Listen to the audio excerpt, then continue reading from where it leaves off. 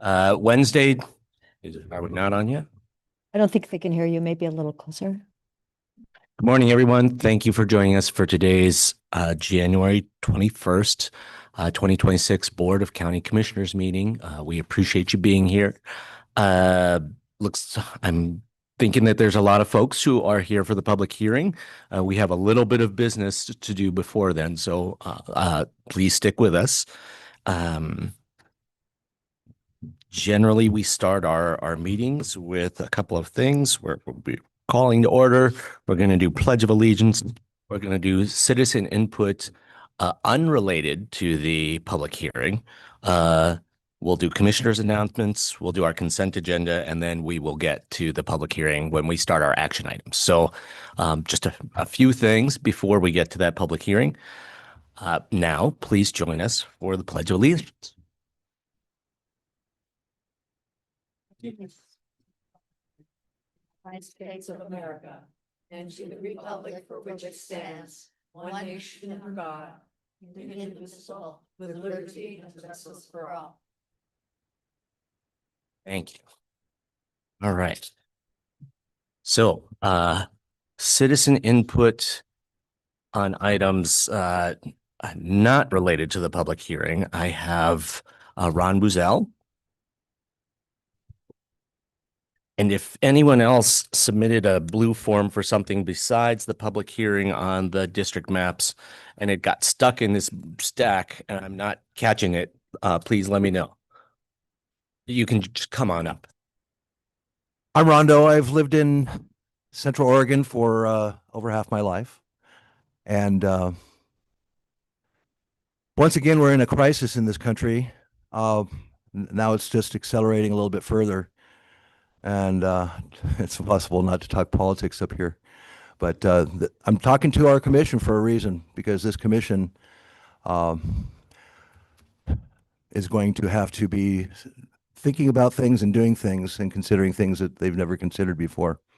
And I would just like to say here, I am a candidate for one of these chairs, or one of the new chairs. And I want to tell you that I believe this is important enough to say this in this moment, that I promise to vote, to use my vote, if I am ever sitting in your chair, to make sure the ICE never comes to this town, to this county. ICE has no business here. And I'm asking you, begging you to do the same, have the same consideration, and make us the same promise. And anybody that might be listening to me, I'm going to make sure that we all ask our candidates that are running for these 5 seats to promise us to do the same. Thank you for your time. Thank you, Rondo.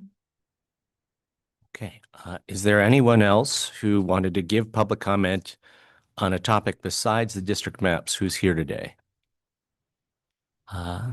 Kim, is there anyone online? Oh, all right. Yes? Eliza, are you here to give public comment on something besides the maps?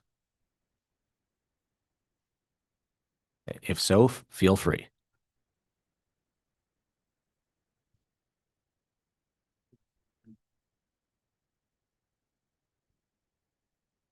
It looks like you're not on mute, so if you're trying to say something, we can't hear you.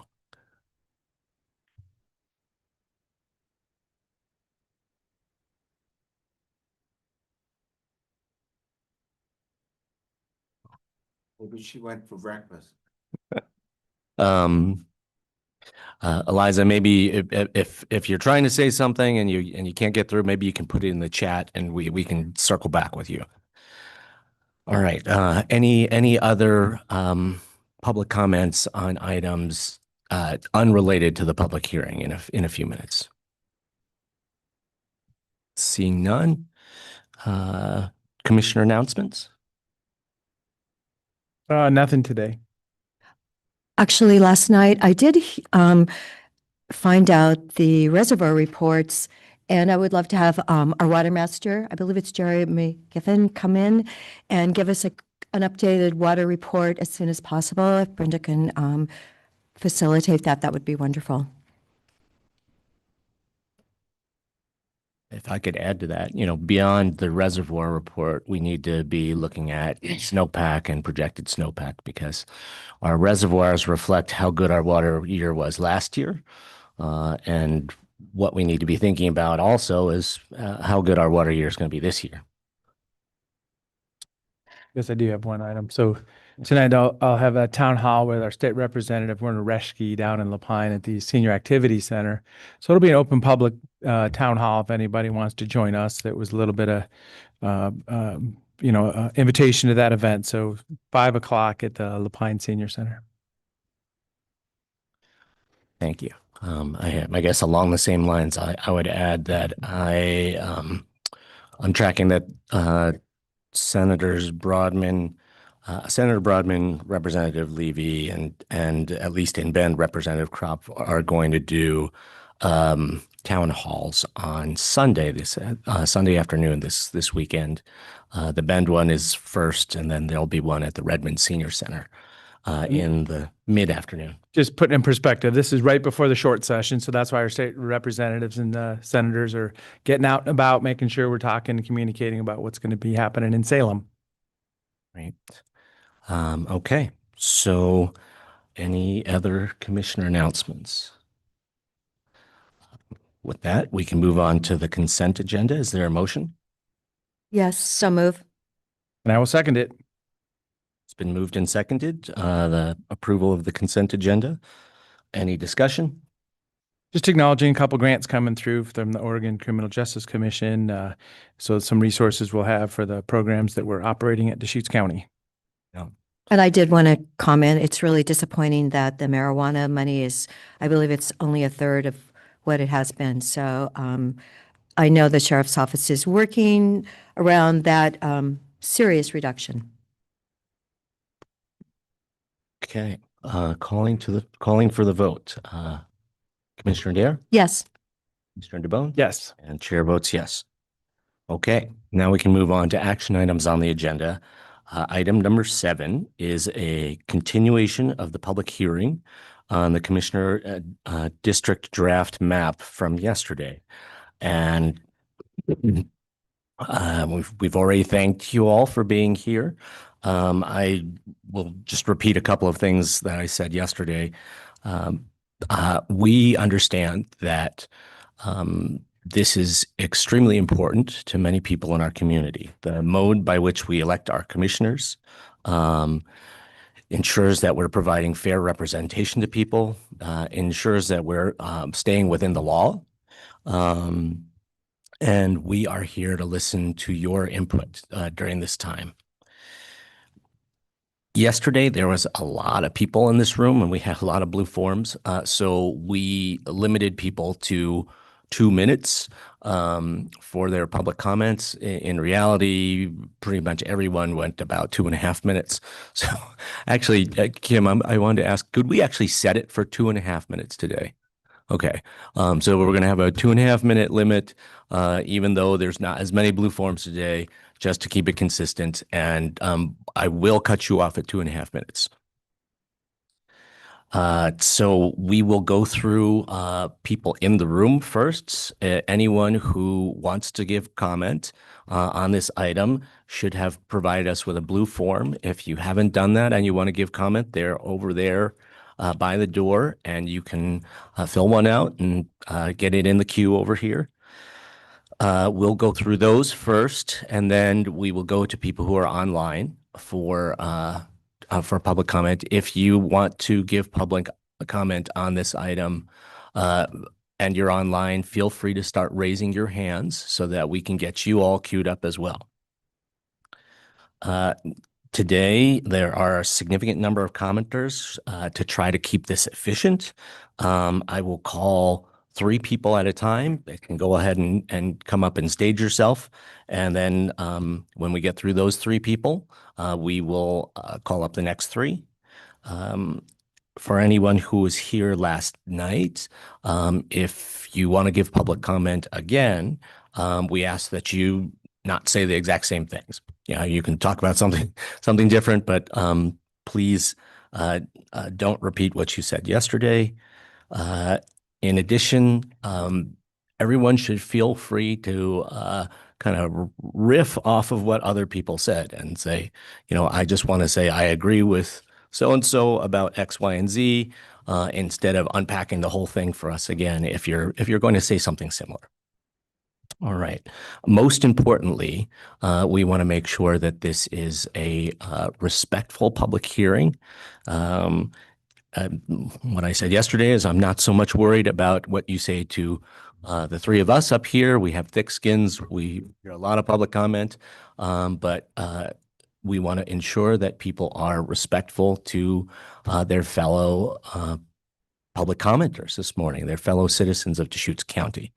So there will be a lot of strong feelings in the room, but I encourage everyone to listen politely and respectfully to what others are saying so that we can get the most kind of, collective understanding, shared understanding, and shared perspective out of this hearing as possible. With that, Mr. Chair, one request. So we just saw it twice yesterday. People wanted to turn around so bad and speak to the room. And I would just request that we acknowledge this is a, comments to the Board of Commissioners. The video is available to watch in the room and remotely. But just focus on speaking to the Board of Commissioners, please, as a request. yeah, and for those not familiar with this room and the way it works, the camera will be pointing at you when you're sitting at one of these desks. So people will be able to see you. So you can just kind of act like you're on TV and everybody's speak to the watching. camera. Okay. Anything else before we get started? We did have something in the range of 45 comments yesterday. And we've got a healthy stack of blue forms today. All right. The first three are David Baker Ewell, Luke Capozzi, and Michelle Mart.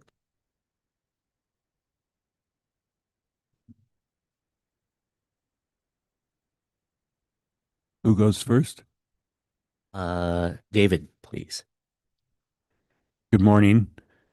I'm David Baker Ewell. This is very much a layman's take, and I don't really recall how things happened at the beginning of this process. Oops. But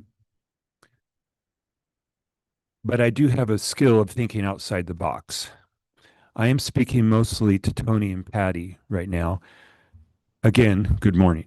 The way I see it, you saw this idea of districting and thought, this is great. It could bring representation to voters that currently feel disenfranchised.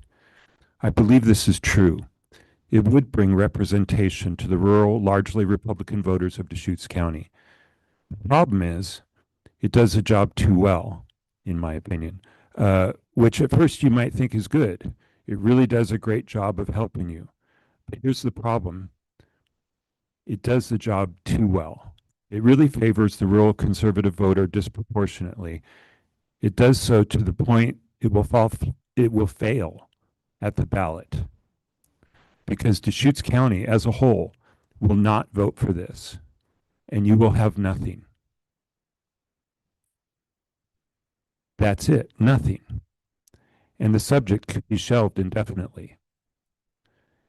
In an alternate potential scenario, you bring forward a plan that strikes a more balance, a plan that is equitable, a plan that gives everyone representation, a plan that doesn't look like the current plan or the proposed plan, something new, something fair, something that stands a chance on the ballot. And guess what? Now, instead of having nothing, you have something. That's a win for you and a win for us. I ask you to take a step back and look at the big picture pragmatically and think this through.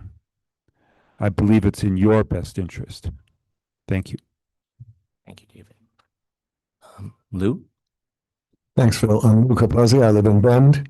I want to start by calling this what it really is. This is not the Deschutes County District Plan. It's the Tony DeBone District Plan.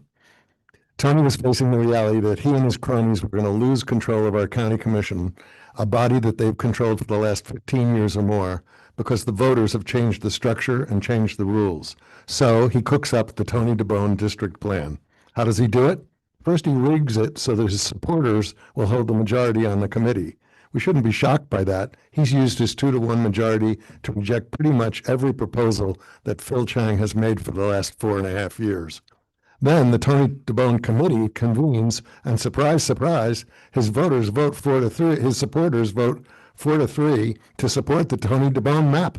It's unfair, it's jury rigged, and it's designed to ensure that Tony and his pals have control over our county for years to come.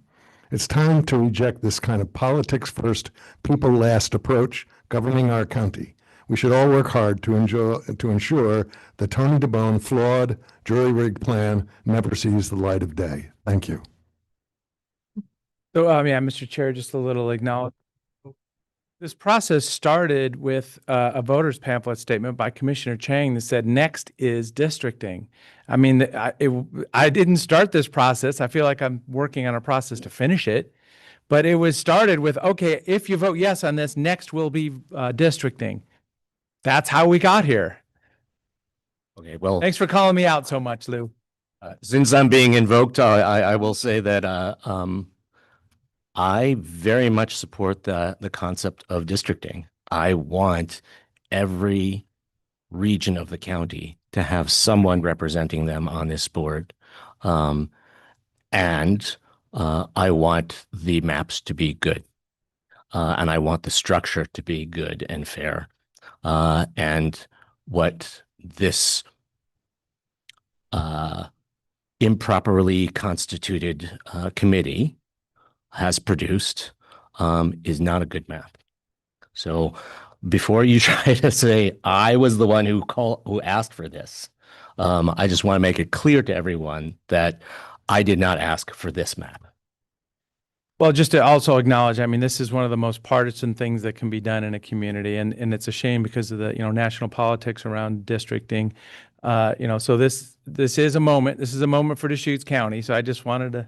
I mean, it's getting pretty personal here sometimes, but thank you very much for engaging today. And thank you, everyone, for keeping it respectful to your fellow commenters. Michelle. Okay, well, with that, good morning. And I would like to first riff off something that Commissioner DeBone just said. He just said the most partisan thing that can happen. Yes, it is partisan. Gerrymandering is partisan. Our community will resist rigged maps. Gerrymandering, as you just acknowledged, is a corrupt political process focused on personal power and getting reelected. Rigged maps harm us all by taking away our representation. This divisive rigged map needs tossed in the trash. Our county voted for 5 at-large commissioners to equally serve and be accountable to all of us, to be accountable to every single one of us. Last night, I was here. We had a fantastic turnout. So now I would like to riff off a few things that happened last night. I have a couple of observations, and there's something that gave me hope last night for the future. I learned last night from several millennials and Gen Z how losing representation affects our youth. A gentleman last night from Lapine probably gave the best explanation I've ever heard about the harm caused when voters lose representation. This gentleman from Lapine, he shared how he has 3 votes currently, future 5, and what a loss it would be for him and South County to go down to 1 vote because of this rigged map. Several legal experts last night told us how the rigged map process violates voter laws and how expensive it will be for those of us in Deschutes County with our tax dollars to defend the indefensible, violating voter laws. But I did find some hope. So there was a bit of hope. And the hope was in the community engagement last night. My hope was in realizing that voter representation and fighting rigged maps are key issues for voters, and they will drive voter turnout at the ballot box. And likely, that voter turnout will change the commissioner races. I also want you to know, in District 5 for the congressional race, I believe it will change that race too. Bottom line, we will unite. We will unite at the ballot box. And we will also vote out the rigged map. Thank you for your time today. Thank you. So once again, I have something to say here. I mean, let's acknowledge that, you know, you have an open opportunity to use those words of gerrymandering and rigged maps. I mean, you're putting a lot of weight on some pretty heavy words there. And you have the opportunity to do that. I mean, you know, the citizen members that joined us at the DMAC, the process itself, very open, honest, and public of how we got here. And, you know, just celebrate the fact that you were able to do that, you know, be able to use the word gerrymandering here. And That's a point of view. And I'd just like to say, if you are questioning whether it is valid to use the word gerrymandering here, we have analysis from the Princeton Gerrymandering Project that says that this map is gerrymandered.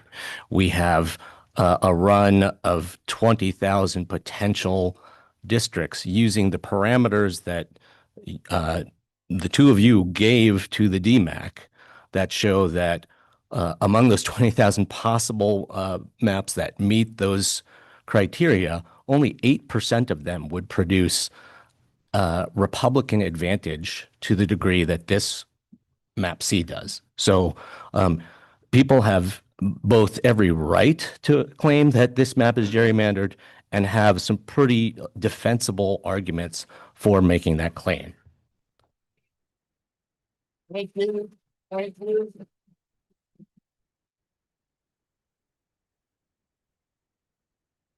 Next up, we have CB Foss, Mike Isley, and Joe Craig.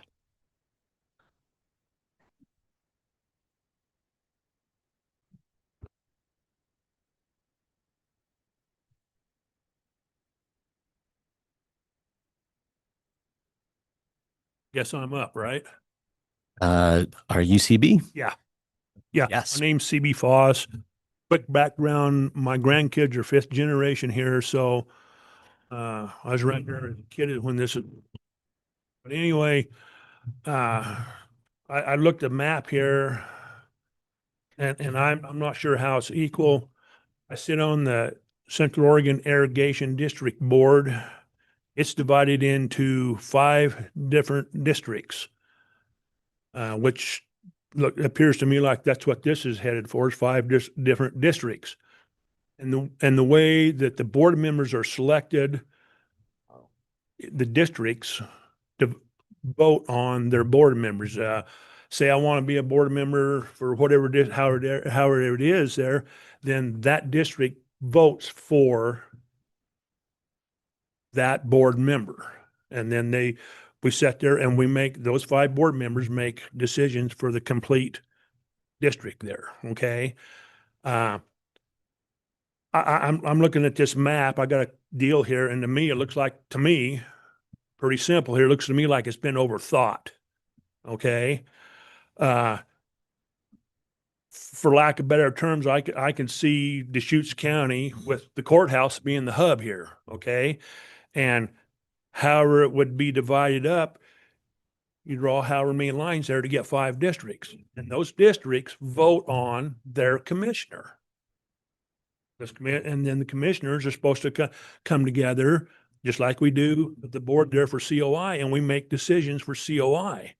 And like I say, to me, everybody would be equally represented there. I don't know how this here deal looks like it's extremely complicated. I got an idea what gerrymandering means, but to me, it's overthought. And Deschutes County, I'll tell everybody here, if we don't start getting along as a county, I could care less right now about our national politics as some people think they need to drag into this. If we don't start getting along as a county, who knows where we're going to land here? Period. And we got to start someplace at the county level, folks. Everybody. I'm talking to everybody in the room, not just commissioners. We got to start getting along here and meeting and sorting it out. Period. Looks like my time's up. Thank you. Thank you. Thank you, CB. Okay. Mike? Thank you, Commissioners. My name is Mike Einstein, and and my simple request to you is scrap outside,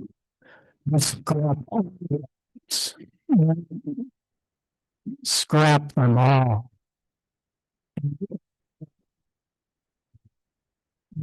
So it's best for Deschutes County. Each one was elected to represent by a vote of all county members to represent the county, and each of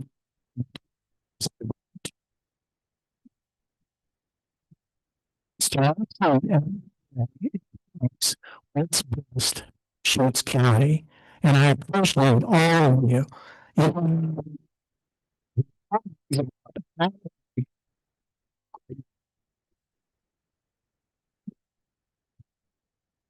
You guys come up with.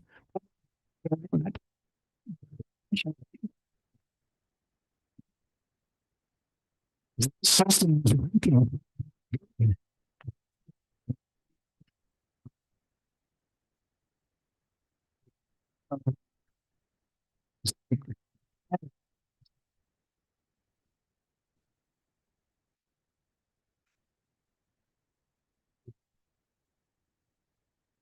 Things. Like issues, there can't do violations.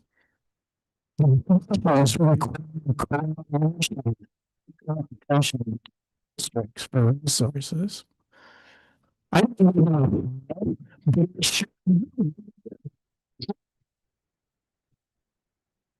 And saying when they thrive. I don't know sisters, but I'm sure thrive unless those kind of lessons.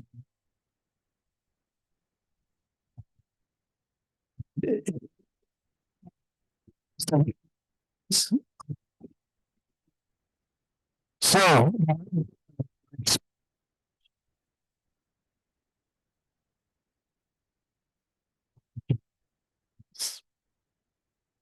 districts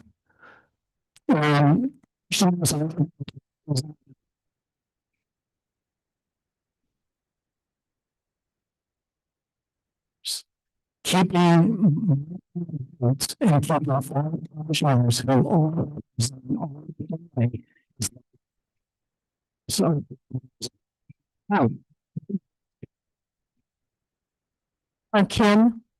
Kim, that microphone is not working correctly for people. Is that the one the mic was just at? Worked great in the room. I know, but I got a tech. I received. Told me that it's garbled. Yeah, it's terribly garbled. Not a word could be understood, Mike. Sorry. I didn't want to interrupt you in the middle of it, but I was like, You don't have to apologize. We apologize. yes. Um, At least we're catching it early in the morning.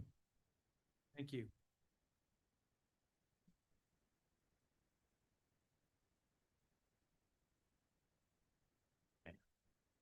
well, while we're working on that, we can go to the next comment. Joe? Yes, good morning. My name's Joe Craig. I'm a resident here in Bend, and I'm the project, the DMC recommendation to the county commissioners for MAPC. Last night, I listened to people give opinions for and against MAPC, the mapping process, and the DMAC. I stated I was against MAPC and how the DMAC arrived at, and against how they arrived at MAPC. This morning, I want to restate that in November of 2024, when 65% of the voters voted to increase the number of at-large county commissioners, district mapping wasn't part of that measure. Yes, of the 65% of the voters that passed this measure, despite Commissioners Adair and DeBonne going out and stating they were against the measure. So after listening to many opinions last night, I thought, what do I ask the commissioners? Well, this is what I asked all of you. Wait till there are 5 commissioners in office before creating a new AC that is fairly formed. 2, that the proposed districts aren't drawn till after the 2030 census, as is taught in 8th grade civics. 3, the new DMAC should start the process with public hearings. Start with public hearings, asking questions like, should the county have 5 districts? Should there be 4 and 1 at large? Should there be 3 and 2 at large? Should you vote only in your district, or can you vote for all of the candidates? And last night, I listened to young people in this room talk about ranked choice voting. That should be listened. That should be considered. Give Deschutes what they currently voted for, 5 at-large commissioners, before wasting more money. I also heard that rural voters didn't think they were being represented. Well, throughout the years that I've been coming to these meetings, I've seen 2 commissioners that live in rural areas, Commissioner DeBonne and Commissioner Adair, vote for things like the Thornburg Resort, which affect our water, which is important. I heard ranchers come in that live near that area and say they have to dig their wells deeper, and farmers say they have to dig their wells deeper, okay? There are rural people on the board right now that aren't supporting them, but are supporting big developments and golf resorts. That's not right. I also heard about gerrymandering. Somebody said that District 5 gerrymandering was the worst gerrymandering. You know what? This is bad gerrymandering. That was bad gerrymandering. I also went to a hearing and opposed what the map was for District 5. That wasn't fair either. So we need to correct things here, as this gentleman said, in this county, and do it now. Don't waste any more of our money.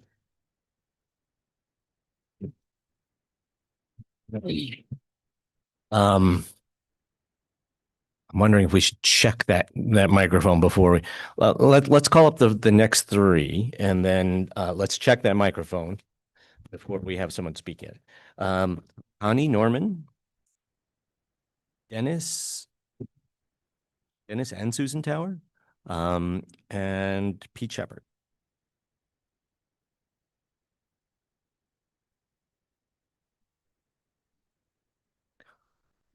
Are you Connie? Do you want to be our guinea pig? We won't take it away from your time. I'll be your guinea pig. I'll be your guinea pig. Test, test, test. Was it sounding okay? Or do I need to be Sounds good in closer? the room. Sounds good in the room. Isn't the problem? It was online. Yeah. Get Yes, closer. maybe a bit closer, please. Okay, I'll lean over. Good. We're good, Connie. Really close to you. They can hear you now. Like this? Okay, all right, got it. All right. Yeah, my name is Connie Norman and I live in Bend. I wasn't planning on submitting my comments, but I was here last night and what I heard felt a little disturbing. The most disturbing was the request for ranked choice voting that was expressed by a few. And I must urge you, commissioners, please do not allow that kind of voting. It has not proven successful in other areas that have implemented it and only produced very weak leadership overall. Alaska's a good example of that if you want to check some of that kind of voting out. It's failing. My other thought evolved from just the observation of so many of the submissions given last night. I was extremely disappointed in having to listen to all of the unjustified attacks on those who I believe have worked diligently to come up with a workable and fair plan. I believe that was done in the creation of MAP-C, and whether that is implemented or not, I do not believe it was created with any agenda other than the development of a much more effective representation of all residents of Deschutes County. I think that needs to be recognized. By the way, I appreciated the neutrality that I'm seeing from Tony and Patty during these talks. It was very obvious that what you were favoring, Phil. You have a lot of head bobbing and whatnot, and I would just prefer that you all kind of remain pretty neutral in how you are visually, because you've got a lot to think about. There's a lot to take in. I actually like the idea of having one person that I can call with issues. If all 5 are allegedly taking care of the whole county, it's too easy to pass the buck. So districting doesn't really bother or scare me, and I think I'd like to vote on who that would be also, so that I have a relationship with them. Lastly, based upon the emotions I felt that were displayed in the room last night, I'm more than a little concerned that we can find truly nonpartisan folks to serve as our commissioners and remain so. If everyone is totally honest with themselves, they would have to admit that they lean either a little bit to the left or a little bit to the right, right? Where is the true middle? But whether we successfully find that or not, I would like to see more factual data presented and not the perceived sky is falling and we've got to blame someone, or kind of a premise. That's what I felt last night in some ways. I don't think we need dramatic presentations. We just need facts and truth and honesty. And I ask you to seek those out, commissioners, and not get caught up in false data, offensive drama, and unjustified accusations. I thank you for allowing me this time. Thank you.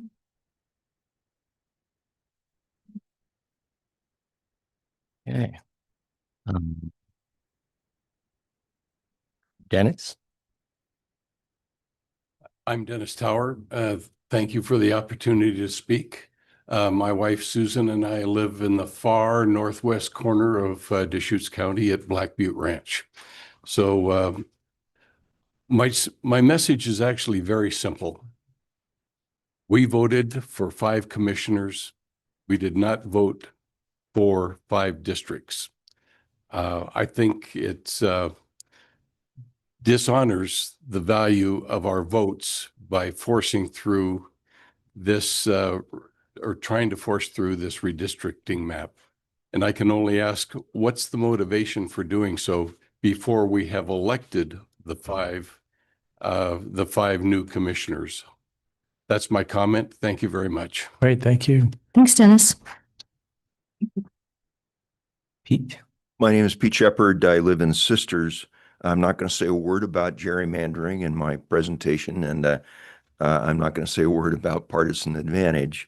Rather, I'm simply going to express my opinion that you and the committee have proceeded under a mistaken impression or assumption that a 10% variance between the districts is some kind of safe harbor that will save your the map C from constitutional attack.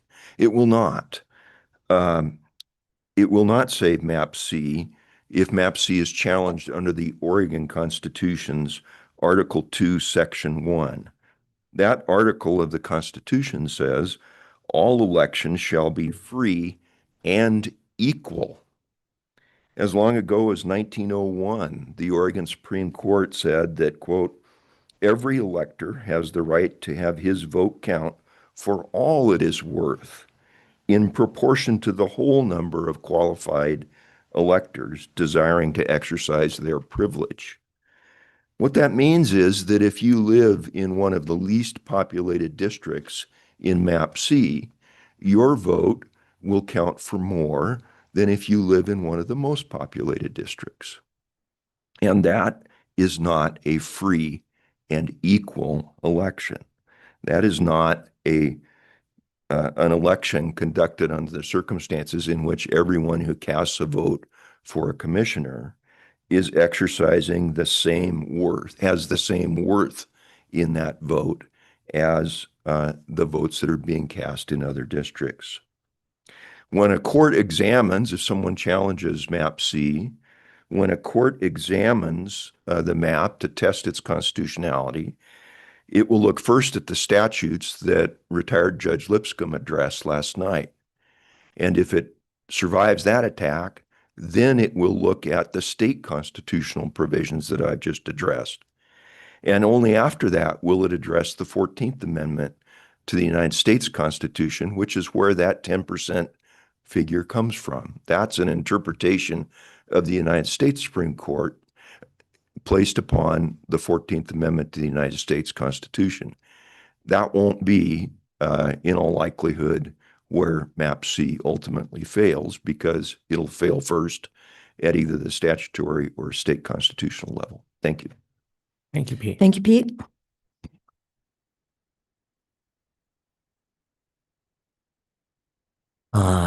The next three are Connie Peterson, Peter Borden, and Amy Sabadini.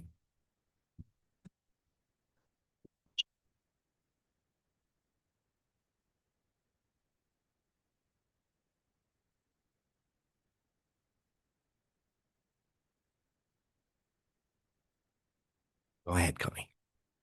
Good morning. My name is Connie Peterson. I'm a resident of Bend, Oregon. An interesting split relationship with Bend. I originally lived in Bend when Bend was 14,000 people. I saw how Bend has changed over the years as a result of my parents residing in the area. But I've been back home for 13 years. And I want to explain that I was skeptical of the effort early on and wrote a guest column. It was published in the Bulletin in August that pointed out, and you've heard this before, the will of voters to improve representation and also the effectiveness of our Board of County Commissioners. And this was made clear by the passage of those two measures, one in 2022 that made commission elections nonpartisan, the other in 2024, expanding the commission to 5 members. I also questioned at that time how members of the DMAC were appointed and who was appointed by the commissioners, specifically Darren DeBone. And I invited you to look at the Lane County redistricting model as a more appropriate way to ensure adequate representation on any committee that would draw maps. I also have observed all of the DMAC meetings. I've either been here in person or I've been online, and I've concluded that that original skepticism was justified. And now add to my concerns the fact that this was done based on mid-census timing or mid-census data, which should be suspect. And also, I'm concerned about the partisanship of the map that is being proposed. In one of several emails that I sent to each of you during this process, I also shared a copy of the 2006 voter pamphlet, Argument in Opposition to a Ballot Measure that was considered at that time. And it included districting, and it also included changes that would have resulted in voters only being able to vote for one commissioner. That argument was signed in 2006 by this DMAC member, Matt Cyrus. And I think Matt was right then, and I think he's right now. What he said was, we need commissioners who are aware of and involved in dealing with all the needs of the county, not just the local concerns of regionally elected commissioners. And by the way, that ballot measure was defeated. So I'm asking you, please do not send the flawed product of a faulty process to voters. If you do, you're going to incur more taxpayer expense when this map is challenged in court. And also, you're going to have to spend money defending a campaign to pass these maps. So thank you for considering my perspective. And thank you for your service to the county. Thank you, Connie. Good morning. I'm Amy Sabadini. I live in Deschutes County. I have for over 2 decades, and I am running for County Commission, seat 3. Thank you, commissioners. Thank you for kicking the hornet's nest. Last night, we saw citizen engagement in county affairs that makes this social studies teacher giddy. You even made Carol from my book club angry. She is ardently nonpartisan, and she gave testimony last night. Most of these guys would rather be talking about fishing and knee replacements. Now they're talking about precincts. Thank you for that. People are waking up from their slumber and paying attention to county agendas, meeting times, and the mission statement. You know how hard it is to get people excited about Robert's Rules of Order? They were all over that last night. But let me take off my teacher hat for a moment and put on my citizen hat. I implore you not to advance MAP-C. Judge Lipscomb reminded us of stare decisis. That legal precedent guides our policy. Case history shows us this map will fail in court. Retired Attorney Shepard warned that when the people sue the county over this, and they will, it could cost the county over $250,000 in legal fees. He called it playing craps with taxpayer money. I, for one, would rather see that money applied to our beleaguered behavioral health budget or used to shore up the juvenile justice program. Districting is inherently difficult, as you have seen, and I urge prudence in this process. Wait until we have census data that reflects our growing population, and that includes our children and our immigrant neighbors. Wait until you have asked the public, do we even want a district at all, before we draw up the maps. Wait until we have a process that builds public trust. Because right now, the optics smack of a desperate last gasp of a party that isn't popular enough to win without suppressing majority votes. Thank you. Thanks, Amy. Well, those are some tough acts to follow. My name's Peter, and I am new to Deschutes County, so I'm coming up to speed on the issue. And from a near outsider's perspective, the appearance of bias is pretty strong. And there has long been a structural component to our democracy, or lack thereof, which is the representation of land relative to the representation of the voters. And the other structural element of our democracy is a two-party system. And due to media forces and the polarization that's happening to the electorate, it's kind of turning into a fight or a winner-take-all scenario. And anything that we can do to bring down the heat on that battle between ideologies and just getting along would be advantageous to this community and the nation as a whole. So from my layman's perspective, it appears that this map should not be advanced. Overthunk, go back to the drawing board, cool. And then the other thing that is slightly off topic is proportional representation. Some people heard star voting, ranked choice voting, something like that to dilute the polarization that's happening in our electoral politics. Those are my 2 cents. Thank you for your time. Thank you. Thank you, Peter.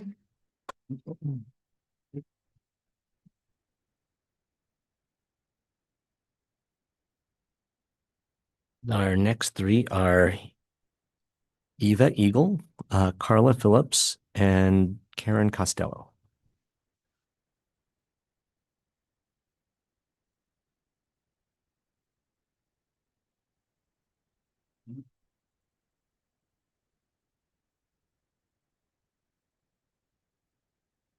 Eva, when you're ready.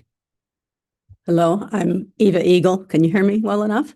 And I live east of Sisters on a pretty big piece of property in the middle of rocks and trees, my neighbors. And I want to really thank you for setting aside this time this morning for this conversation, because it was really great. I thought it was nice to not have to drive home in the dark last night. I could come this morning. I'm a morning person.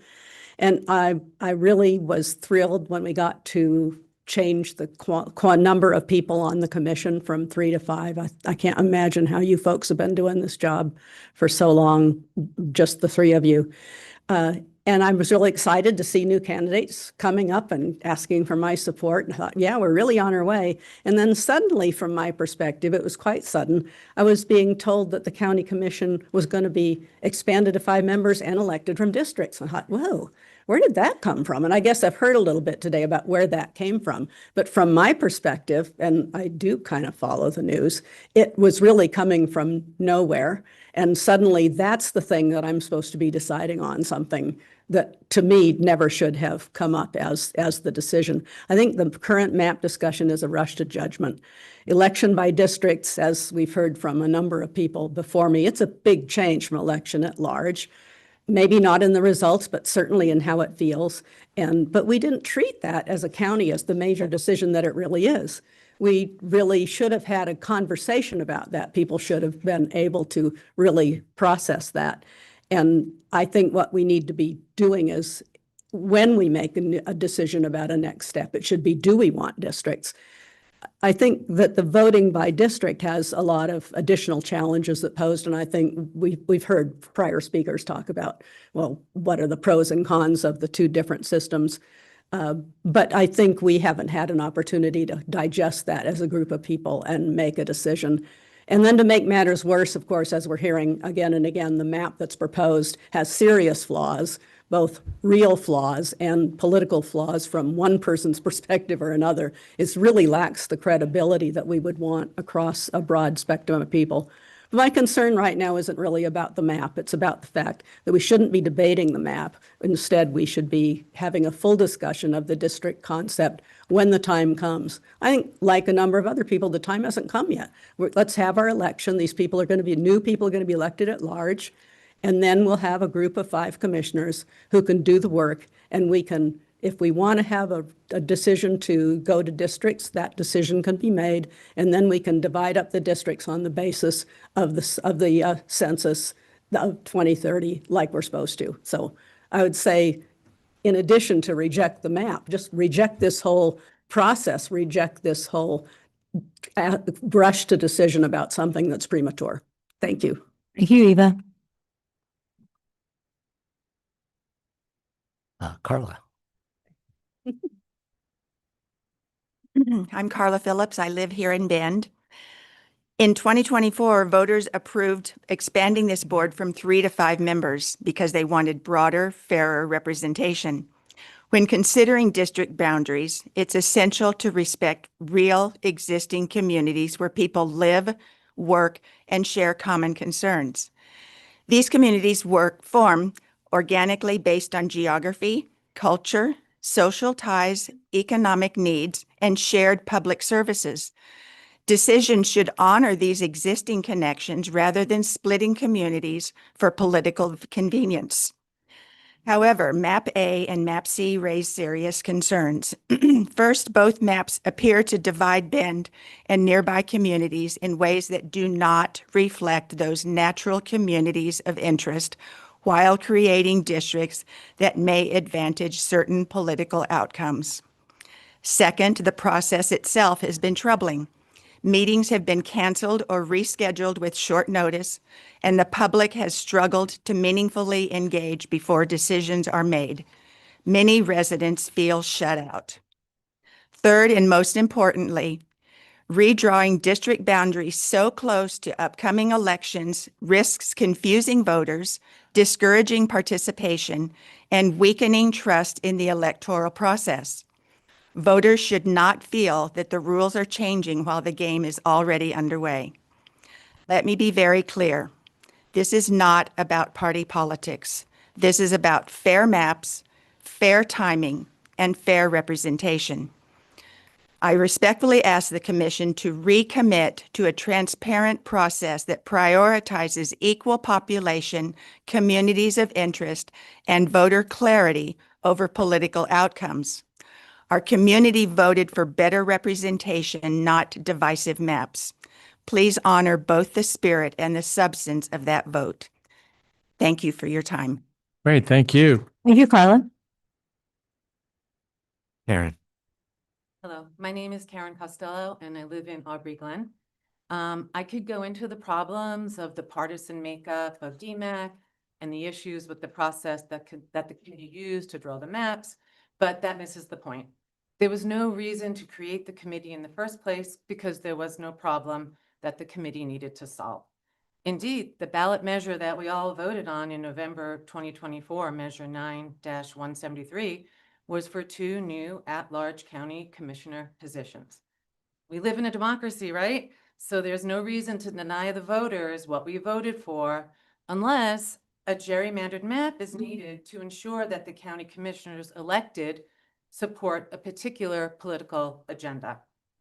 This mapping fiasco has had the impact of leading me to distrust the county government for creating the committee in the first place. We are seeing states do mid-census redistricting to create more seats for a particular party, and that looks a lot like what is happening here with DMAC and the county commissioner positions.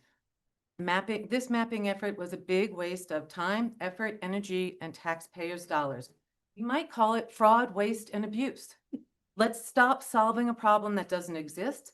Let's give the voters what they voted for. Let's stop the mapping process and move forward with 5 at-large county commissioner positions as originally intended. Thank you. Thank you. So, Thank you, Karen. Mr. Chair, there's just all these logic paths that are happening here, and thank you very much for your testimony. Just stepping back a little bit, after the process of going to 5 commissioners, I was over at the senior center here in Bend at a lunch event, and this lady said, "I am so excited we're going to 5 commissioners." I'm like, "Oh, well, that's great. You voted for that." And I said, "Well, what was your logic?" And she's like, "I want my commissioner." And I heard that multiple times. So I'm just letting you know that is a starting point for me. It wasn't like I came up with some big evil plan. This was just hearing from people that said, "I thought I voted for my commissioner." So I'm just letting you know, thank you for your logic of where you're going and where you're coming from. But it was an open process, 10 public meetings, media coverage on this. So as I say, it's a shame where we're at with some of the assumptions that are happening here, but that was not the starting point for me. Okay.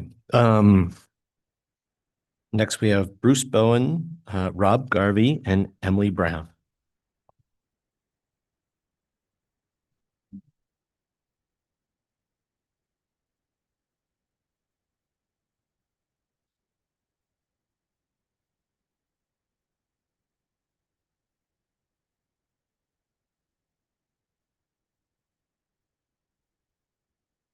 Hello, good morning. I'm very happy that you made the opportunity for us to be here. To be closer to the mic, sir. A little closer. You need to introduce yourself if you don't mind. I'm Bruce Bowen. Thank you. Live in Sisters, survived the flat fire barely. And I want to thank you for making the opportunity to let me give my opinion. I'm a staunch believer in community. I think it's very important. I'm also a former political science professor. And I can tell you that political science 30 years ago was not very much different than it is today in terms of issues around districts and not districts.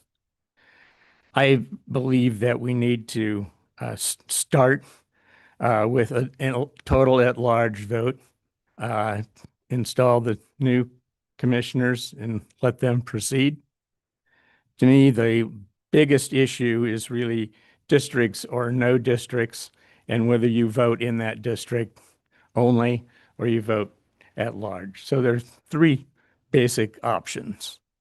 And I think that we really need to focus first on whether there should be districts at all. And then if there should be districts, whether they should be, whether the voting should take place within the district or voting, everyone vote for all candidates. And I have my own preferences here. I believe that it all should be totally at large, but my second choice would be having districts, but voting at large. And my last choice would be keeping the districts and voting only in districts. So I believe that this is a reasonable approach and hope you will consider it. Thank you, Bruce. Thank you. Thanks, Bruce. Okay. Rob. Thank you. My name is Rob Garvey. I live here in Bend. I have submitted a written letter to the commissioner and want to thank Commissioner DeBonne for acknowledging receipt and the ability to open that. I will not repeat that, and in accordance with Mr. Chang's comments earlier, I'll try not to repeat much of what has been presented before by many, many people. I am a member of none of the groups that have a voting power.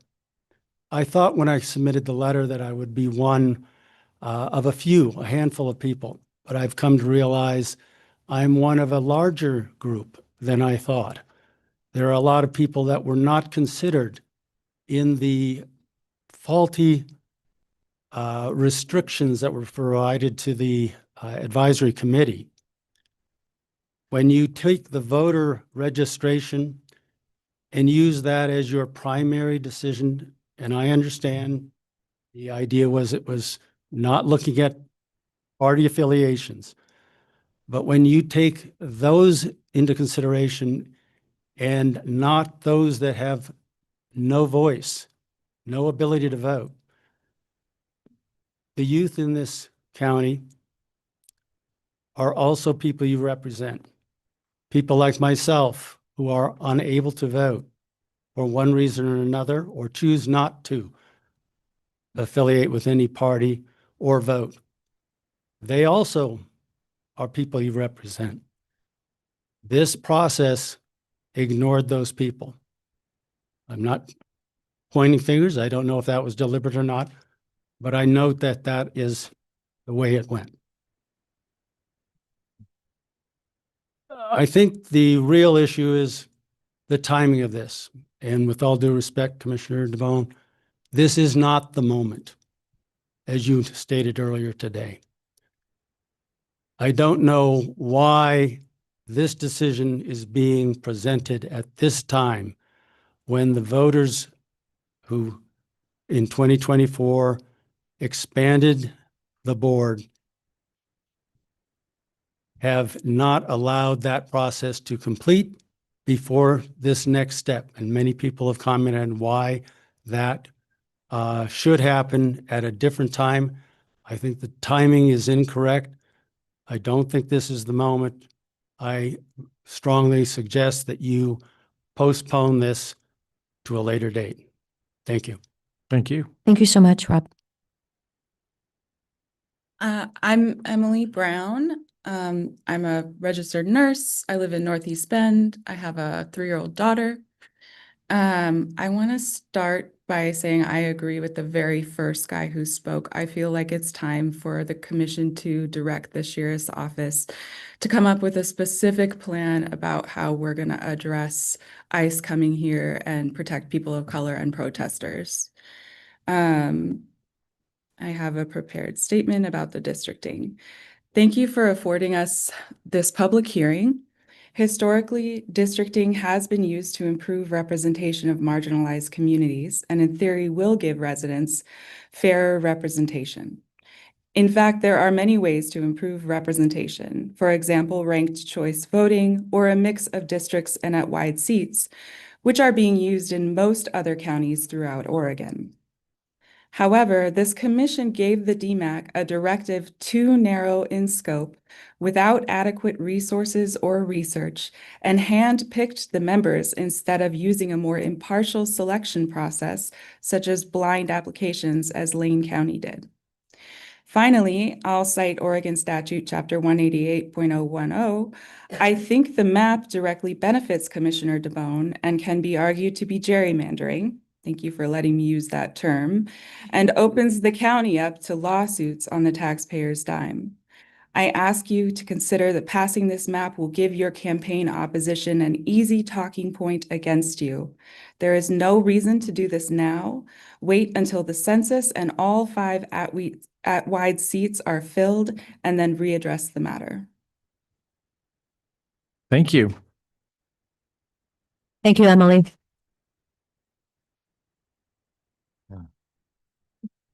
Our next 3 are Becky Kleber, Amanda Page, and Tawny Howlett.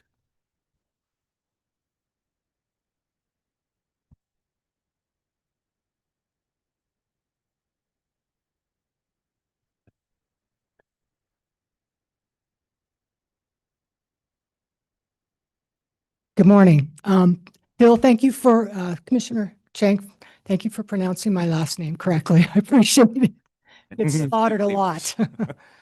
I just want to say that I've heard the word democracy used a lot in people's testimonies on how district map C, or even just the whole concept of districting, is a threat to this democracy.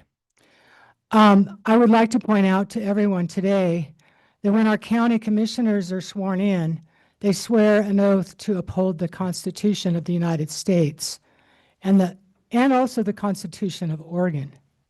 We are a constitutional republic, which is designed for representative governance. This means we elect our leaders, or I would like to elect our leaders, to represent the interests of the people in their specific districts who vote for them and put them in office.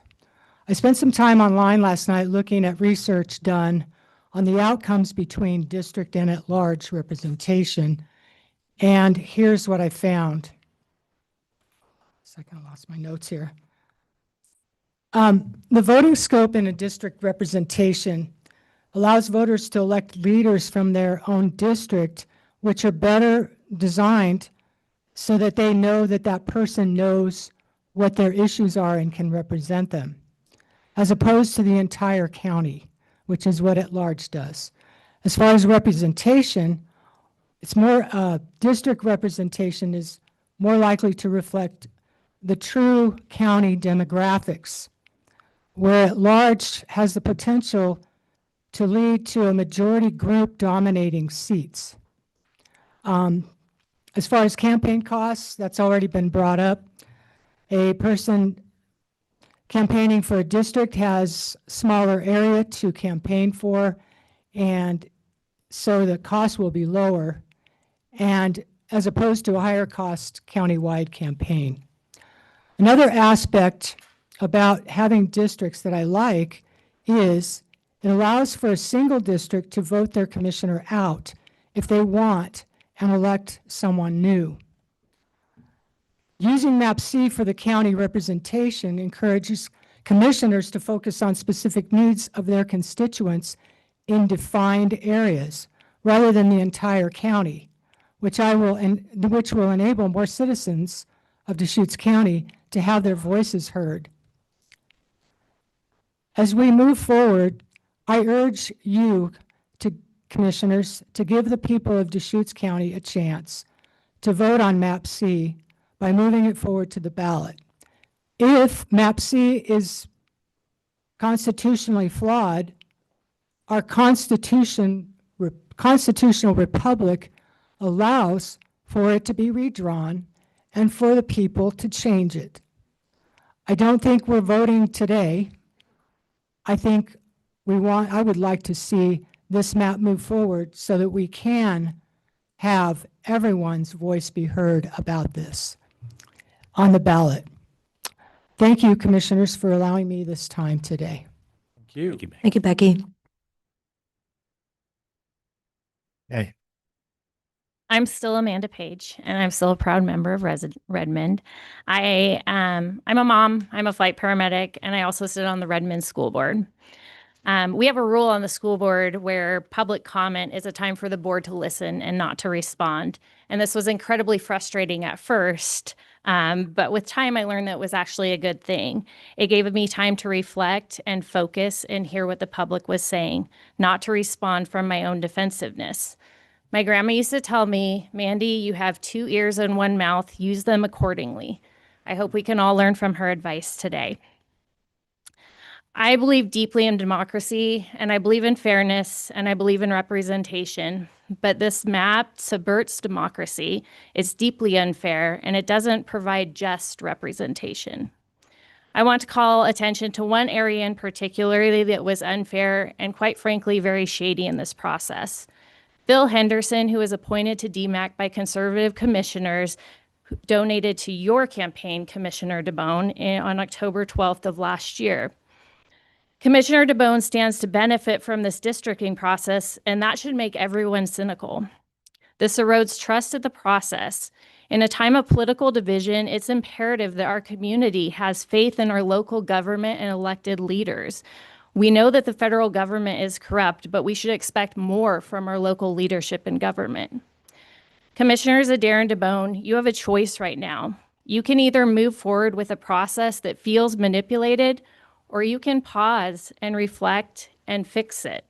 You can take this opportunity to restore faith in our county commission, not to subvert democracy for your own personal gain. Thank you. Thank you. Money? Hello, Tawny Howlett, Bend resident, toddler mom, elder millennial, Working Families Party member. Professionally, also spent 15 years analyzing and rebuilding inefficient systems granted in manufacturing and media and not politics. Listening to the comments last night and today, many focus on broader and fairer representation, both for and against the map. Districting was not on the commission expansion vote, and nor is it the only way to facilitate improvements to the current way we elect community representation. Proportional ranked choice voting has been in place in the world for more than 100 years in Australia and Ireland, local elections in New Zealand and the UK. It emphasizes community and candidate-focused elections instead of party-focused. It's proven to work well for nonpartisan and partisan elections. It also improves representation for people of color and women, which were notably underrepresented in the DMACC. Instead of dividing and disenfranchising, with suspect and outdated data nonetheless, stand by your claims to empower and encourage more electoral participation. Give voters more choice and more power. Make government work for everyone. Thank you for your time today. Thank you. Thank you, Tanya.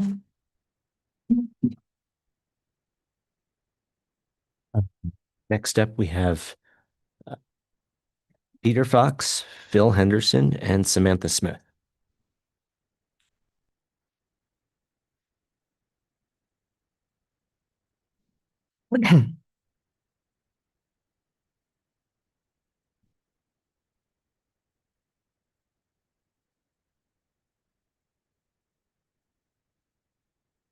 Peter? Good morning. Can you hear me? Good morning. Thank you for your time. Appreciate you all being here. I wouldn't want your job. I'll be quick. The simple truth is that MAPC is not about making sure every vote in Deschutes County counts equally. It is about making sure some votes count more than others. Thank you.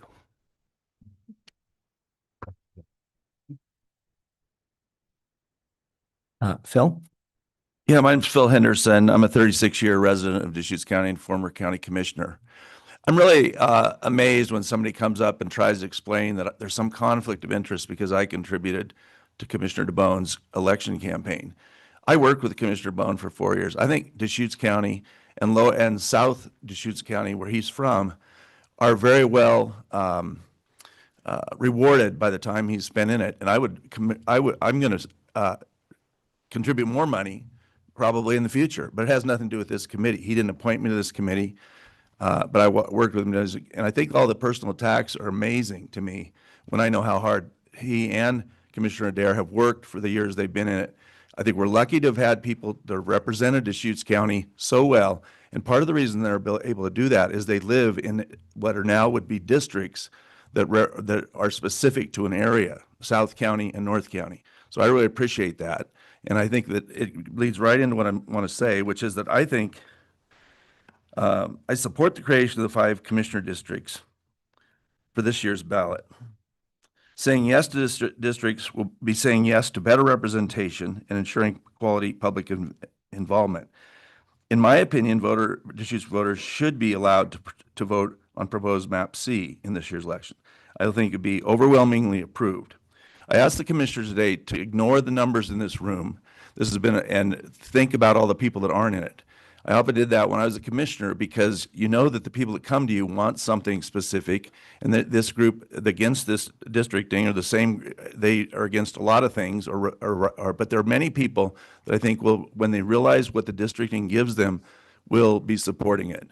One is that I think we'll have better representation. I think when we went to 5, it was discussed as one of the reasons to go to 5 commissioners, but it also is very clearly something that would allow us to benefit from having 5 is if we had better focus in the different areas and districts in the county so they could become better experts. And I've explained this before and know it from being a commissioner.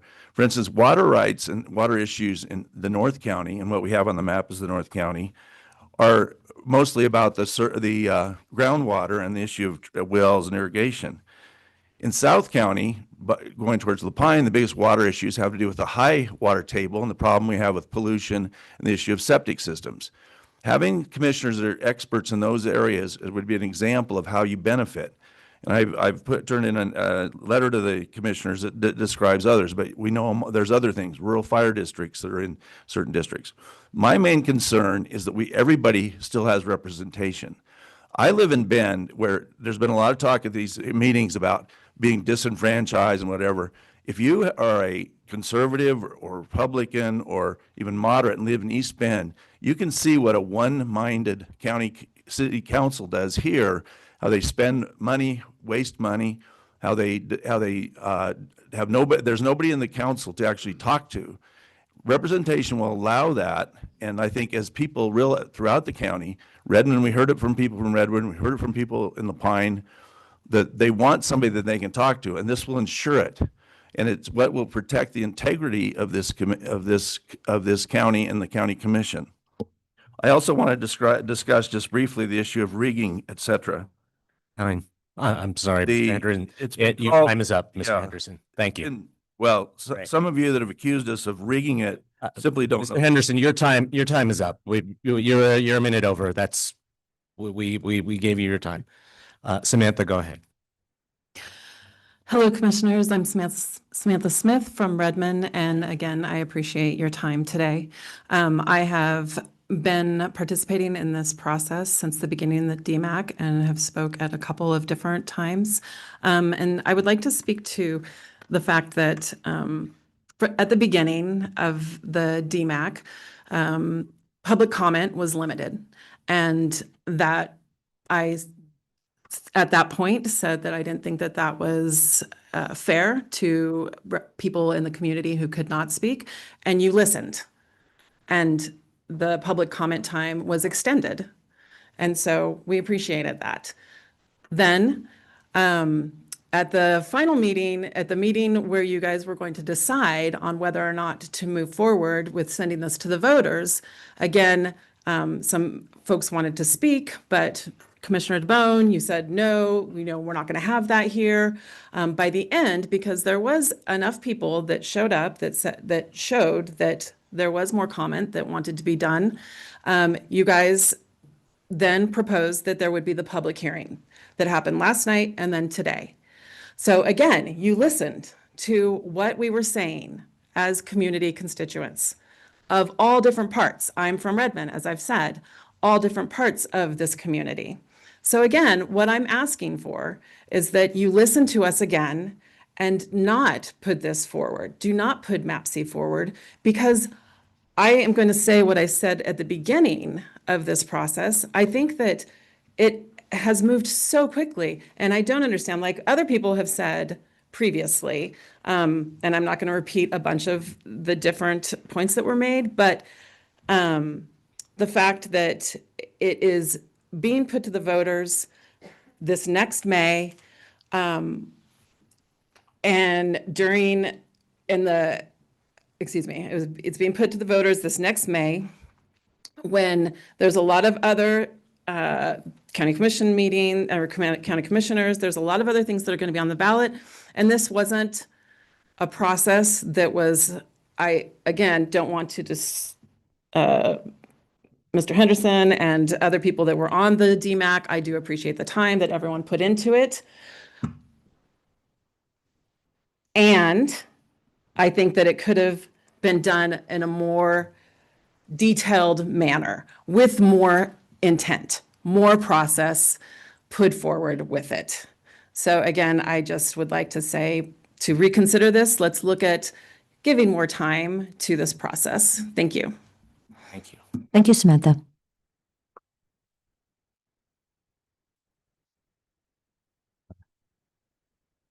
Next, we have Susan Fox, Casey Roscoe, and Rob Imhoff.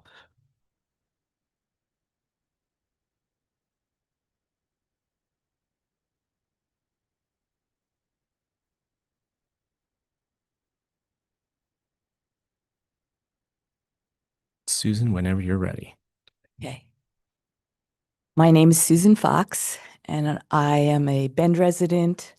I have children who live in Bend, and I have grandchildren who live in Bend.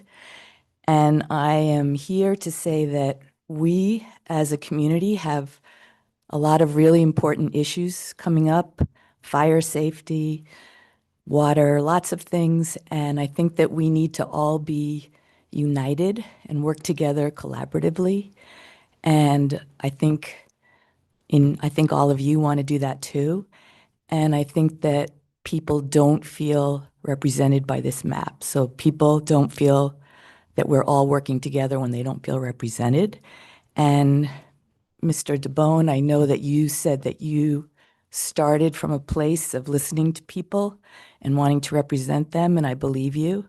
And I think that's where you started. And I think that the mark of a true great leader is someone who says, this is what I wanted. Doesn't seem like everybody feels represented here, and maybe we need to look at it again. So I would hope that it's hard to say, maybe I made a mistake or maybe it didn't come out right, but I do think that that is the mark of a true leader, and I believe that you will do that. Thank you for listening. Thank you, Susan. Casey. Hi, my name is Casey Roscoe, and I live in Tumalo. I live 6 miles from the ranch I grew up on, just out of Sisters. And as you guys know, I have testified before, and the reason I started showing up to these was because out where I live in Tumalo, we had the most awful thing where we almost had this mule deer overlay put on us, which would have taken away so many of our rights, from not being able to have fences that would hold livestock to having to apply with the government if we wanted to have a gathering like a kids party and so many other things. And what I learned was the people of Bend showed up and they were pro putting those restrictions on us. And we had to testify and try and support ourselves. And what I realized was that if we had at-large representation, that I didn't feel like our rural areas would survive, nevertheless be represented. I think this is more about a rural-urban divide than it is about partisan politics. And I hope that the people of Bend are okay with us people in other parts of the county having direct representatives that understand their issues and can help them with things, from anything from water rights to how fences should be, to all of these things that we have to deal with, that it would be helpful to have a neighbor or somebody that lived out by us to discuss them and understand them with. I hope I heard, at large, and that terrifies me because it makes me feel like there would be less representation of the rural people, but also I heard kind of that wagon wheel design, which would mean that every rural community had to have a good chunk of the Bend people, representing them. And when we're talking about people with similar interests, I hope that it's okay with the people of Bend that we out in the rural community, for our county commissioners, would have people that represent us. And so I'm hoping so. I also saw a lot of the theater that went along that was wildly disconcerting. I saw, Melanie Kubler talk actively against having further meetings at one point on the October meeting, and then was there when it was voted against the last one not coming, and then call the press to feign surprise and say we were expecting a meeting today as a direct quote. She wasn't. But I have seen the press be used for this topic, and groups show up with pre-printed, signs and similar talking points. And I get that there's an organization under this that makes it appear that there's a very one-sided feeling about this, but I'm excited for voters to be able to vote on it, because I think that the people that'll truly be represented will show up to vote. And I just hope that they have that opportunity. Thank you. Hey, Rob. Good morning, Commissioners. My name is Rob Imhoff. I'm currently running for one of the expansion positions of 5. I will make the obvious statement that I was against the expansion to 5. Part of the reason why I was against that expansion to 5 is because I feel like it's important for us as citizens to know that our government is not working behind the scenes to subvert any of the stuff that we need as citizens to be represented. With 3 commissioners, a lot of people don't know, but with 3 commissioners, 2 commissioners cannot meet without having a quorum. As 5 commissioners, then that opens up an opportunity. And so personally, I wanted 3, even though I guess now I'm benefiting as running for the 5th seat, which is an expansion seat. I want to briefly correct the testimony that someone said that we live in a democracy. Again, we live in a constitutional republic. It's very different the way that those 2 styles of government are ran. And the Constitution is the guardrails rather to prevent extreme shifts away from our foundational principles. Personally, let's speak on the maps. I find it unfair and a misrepresentation of the process of the district mapping, where we had 8 of our neighbors and friends that volunteered to undertake the process, to have their efforts reduced to calling the map districting process gerrymandered. To claim the maps as being rigged and divisive is to claim that political affiliation of our residents was included in the core basis to determine the unique districts. To have a commissioner that I can identify as being my representative, sharing that representative with 1/5 or roughly plus or minus 42,000 of my friends and neighbors gives me a peace of mind in having a commissioner who understands my unique identity and interests within my community. There are issues in each corner of our county that are unique. I personally believe someone in Sisters has different desires, concerns, and needs than someone that lives in Bend, someone in Redmond versus someone in Lapine, someone in Alfalfa versus someone in Terrebonne. As someone that has not changed my position throughout this process, I asked myself, based on first take, if the map looked like it had been manipulated, similar to the way that the CD5 map was manipulated. I can claim with honesty and regardless of political outcome that I found that this map looks both balanced and fair, with areas of common and shared interest being the sole representation. I think to attack the process means there was a better and more transparent process that we could have worked through. To attack a process without presenting an alternative is disingenuous. I can honestly say that I would have supported any number of maps as long as they leave each citizen of Deschutes County with the confidence in their representation. I did ask myself another question. If someone would have done the calculations and found the majority to be in favor 3-2 for a Democrat edge, would we still have a room full of people against it? That's a question that I can't answer, but it is a question I feel it needs to be answered in the hearts and minds of everyone who's with us today. In the November 14th, 24 bulletin article, oh, okay, I will be done. Thank you for being my clock behind me. Have a great day. Thank you, Rob. Thank you, Rob.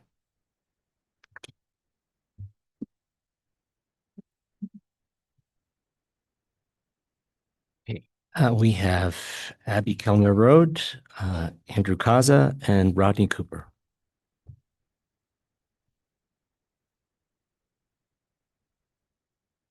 Okay.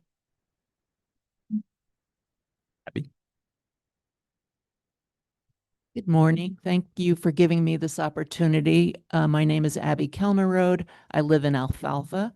I have a farm called Boundless Farmstead that's been in operation there for a number of years. I am here to say that I'm not sure how I feel about the idea of districting or not districting at this point, but I do know that I do not approve of the particular map that is being discussed right now. And I would very much like this to be a time when we can put this aside. I really liked what Susan Fox said to Commissioner DeBonne about standing up for what's right. And I think that you have often disagreed. We've disagreed, but I think you want to do what's right. And in this particular case, I think what would be right would be to put this aside, maybe talk about other issues that are really more present and important, like what some people mentioned about ICE and those problems that we have confronting us. I have been a person who, when I came to Deschutes County, I was so impressed with the county, and I love my home. I've been here for over almost 16 years now. And I would like to see us continuing to be working on issues as a community as a whole. That's something that in my lifetime and in my work here as a volunteer in many different ways, I'm working on trying to put out and grow our community. And I think this map has become very divisive. And I appreciated what another gentleman said, I can't remember his name, about our discourse and talking about us as a county. I'm trying to keep federal issues out of this, and those problems are terrible and very divisive, but I love our county. And I think that as a whole, we can do much better working together. I would like to see us continue to work together. And as a rural person, I like the opportunity to talk to every single commissioner who is elected. And when the 5 are elected, I would really like to see them decide, do we need to do this in districts, or should we be voted as at large, or should we have a combination of that? I think that the discussion needs to continue later on when we have a commission of 5. So I appreciate your time. Thank you very much. Thank you, Abby. Thank you, Abby. Andrew. Good morning, commissioners, and Nick, good to see you again. Welcome back. Thank you. I'm Andrew Kaza. I am a proud resident of Deschutes County for the past decade. My wife and I live in Redmond, and we're business owners and sisters, and I served on the DMAC for several months in the fall. I'm also the co-chair of the Independent Party of Oregon, the one political party in Oregon truly committed to democracy, getting money out of politics, and et cetera. To be clear and get the most important and most partisan thing out of the way first, though I grew up outside Portland, I've been a Denver Bronco fan since before the Seahawks were born. Oh, boy. So I'm a child of the Mountain West and the high desert here. I was also co-chief petitioner 4 years ago to make this commission nonpartisan. So it's disappointing to me to see so much partisanship on both sides rear its ugly head in this process. To repeat just one thing, as I said last night, I do think there is value in maps, and it's a clear one nobody is mentioning here or last night, and that is the cost of a campaign for an at-large seat stands to be anywhere between 3 to 5 times more expensive. As a party, we are committed to getting big money out of politics, so this is of no small concern to me. I want to be clear up a few misconceptions, though, about DMAC. I served on this committee in good faith, and I believe a majority of the group did so as well. I've heard speakers say there's a majority of Democratic or Republican voters in each district as the maps are set out. I doubt this is true in any district because of the number of unaffiliated and third-party voters. Others say we used voter registration data over population numbers. This isn't strictly true. At least some of us looked at both sets of the data. which I think mid-census was appropriate thing to do. Whether this is legal or not may be another story. These maps aren't rigged as such. They are only so many ways to cut these maps to make any sense. And I'm sorry, in reality, there aren't 20,000 options. There's maybe a dozen that would have complied with every requirement. It isn't gerrymandering in the classic sense at all, but it was a dereliction of duties on some parts of this committee, particularly when we didn't look closely at the 8 to 10 precincts that were swing areas between the two finalist maps. Sadly, our committee did not come to a consensus or anywhere close. There were compromise solutions we could have reached. We didn't. The map is fatally flawed, and the board has heard an earful on all sides why this is so. Whether malicious or not, it's doomed to fail at the ballot box. And should it somehow defy the odds and prevail, given the various strong legal arguments made by folks way above my pay grade, I believe it will incite various costly litigation and fail there. I therefore urge the board to defer this vote and go back to the drawing board. And to those who worry Deschutes County is getting too partisan, we also spend a lot of time over in Lincoln County, and you can take some consolation. It's a lot uglier over there. Like others, and I'm finishing up here, I'm encouraged to see all the people here today and last night, people committed to their democracy. And I want to say, along with former state rep Sherry Helt from here in Bend and former Governor Kim Legosky, I am a co-chief petitioner also to bring open primaries to Oregon. And I invite everybody in this room to be a part of that process. Join the process. Go to voterfairness.com to get involved. Thank you. Thank you, Jer. Thank you, Andrew. My name is Rodney Cooper. I live out in the Sisters area. And Tony and Patty, do not be intimidated. Yesterday evening, your voting record was attacked. Patty was bullied because she was looking down, taking notes. And 90% of the testimonies are attacking your motives. Please do not be intimidated.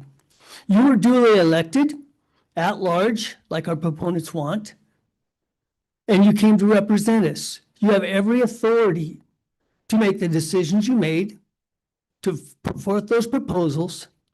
And now, like at large, well, the vote this spring would be at large voting on an up or down on this map. That should be enough democracy for them. I fail to understand why they're so against us getting it to the vote of the people. So don't be intimidated. My dad always said when you get in a fight, make sure you're right, you're justified, and then go ahead. You guys are totally justified to be in the position you're in. You're totally justified to have moved forward this map. So I'm just asking you, don't be intimidated by all the intimidation tactics that's been used here. And bring this to the voters. Here's the other part you need to understand. If it fails, let's say, if it fails, it goes away and we have 5 new commissioners elected. And they'll decide from there on whatever that may be. If it passes, well, then the new 5 commissioners can get into, well, is this legal? Is this not legal? How can we adjust it so it is legal? And then we can move forward. It doesn't have to be that difficult. If you know you did this with good heart, good intent, then stick to your guns, follow it through, and let the voters decide. Thank you. Thank you, Rodney.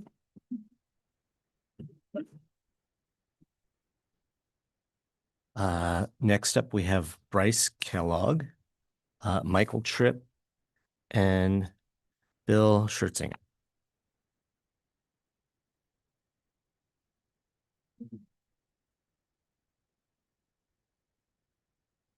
Oh, thank you. By myself.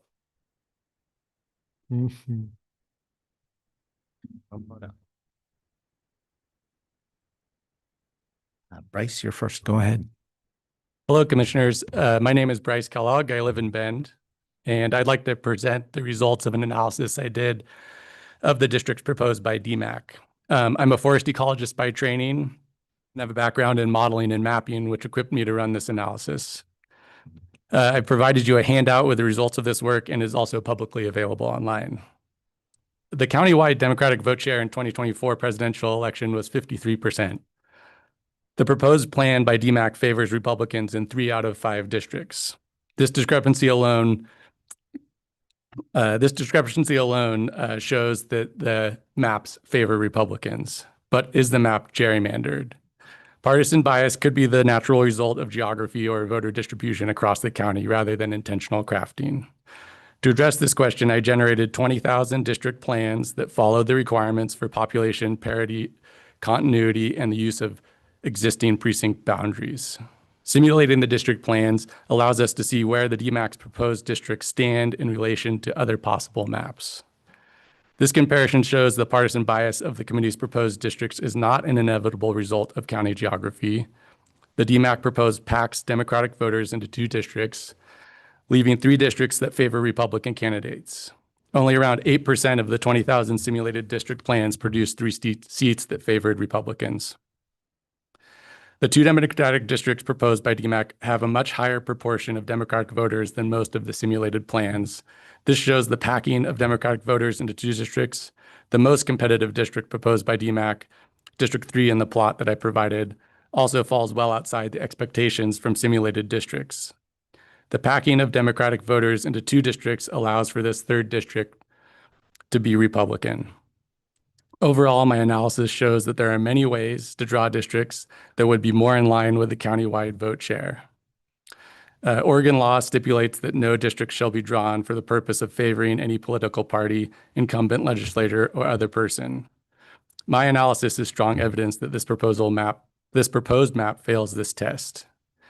You, the commission, now get to decide whether you think it is a fair map.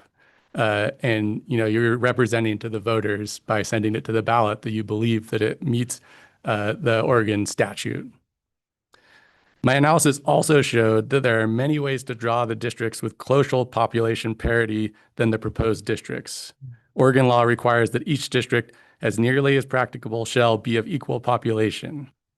That is another glaring legal deficiency of this proposal, and that's besides not using actual voter data. If this map is adopted, it would empower a minority of the county residents to hold a majority of county commission seats. In short, the proposed map is bad for most of us, likely to fail legal challenges, and I encourage you to abandon this effort. Yep. The analysis that Rice just provided will be in the public record. So if people want to see it, we can include that the URL for that. Michael Tripp. Good morning. Can you hear me? Thank you, commissioners, for providing ample opportunity for public input on the mapping proposal. We've heard many interesting and useful and I think informative comments from a variety of perspectives. State guidelines on districting for election purposes are quite straightforward.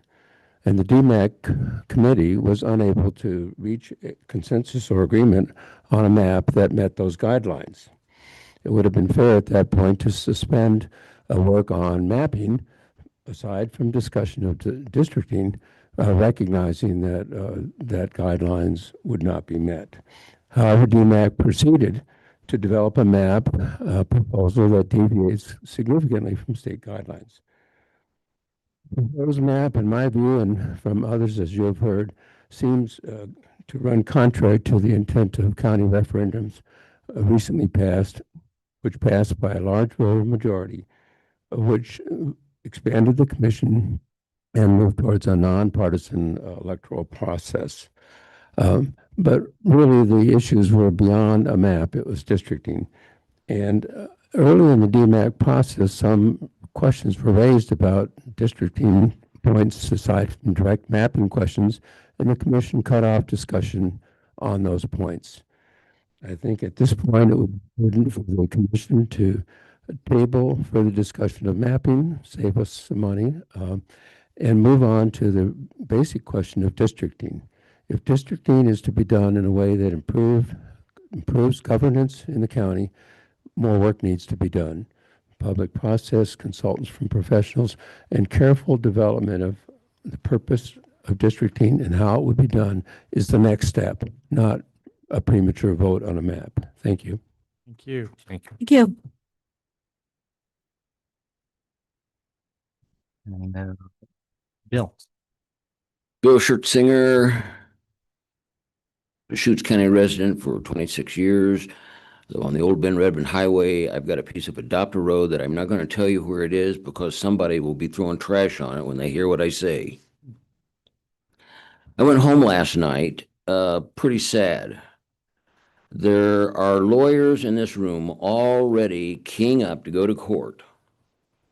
I woke up in the middle of the night and remembered Miss Ratcliffe from my history class in 7th grade from about 60 years ago. We discussed a situation that makes this current discussion pretty measly about our big city population versus our rural population. That group of men worried about the exact same thing for a landmass the size of the United States. In fact, it was the United States. So if you got your phone, just grab it out. I did a little Googling after I got going this morning. There's this famous story of the founding fathers debating and deciding to pray on the divisive Constitutional Convention in 1787 when Benjamin Franklin proposed daily prayers to resolve disputes, leading to a pivotal moment where the seemingly fractured convention united in seeking divine guidance, showcasing a critical juncture in American history where faith met governmental crisis. Through their later views, they may have changed, but that's what it began. Now, here's where I'm going to get myself in some trouble, I'm afraid.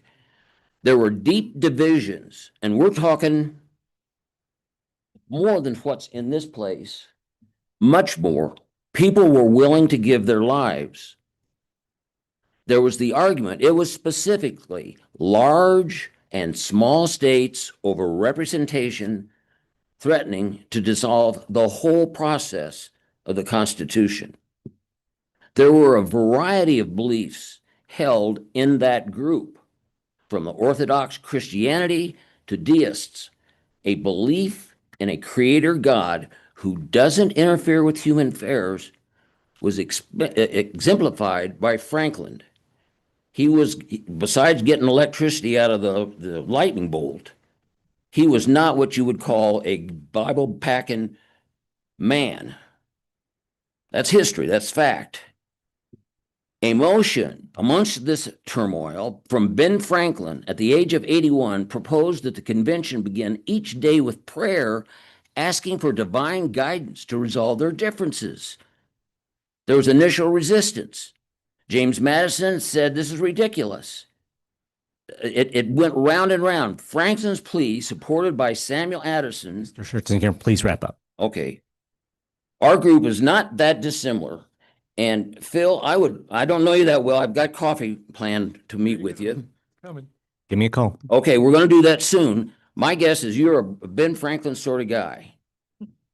It would, and that's a compliment. Okay. I think there's a time this, all of us. Okay. Thank you. It's getting wound up. Thank you, Bill. You're welcome.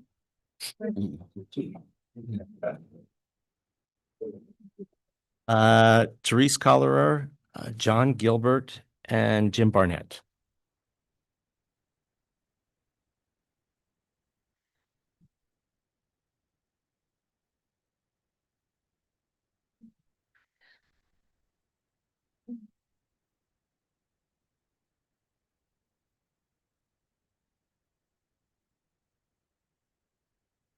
Therese, please. Good morning, Commissioners. Thank you for having this public hearing and the one last night also.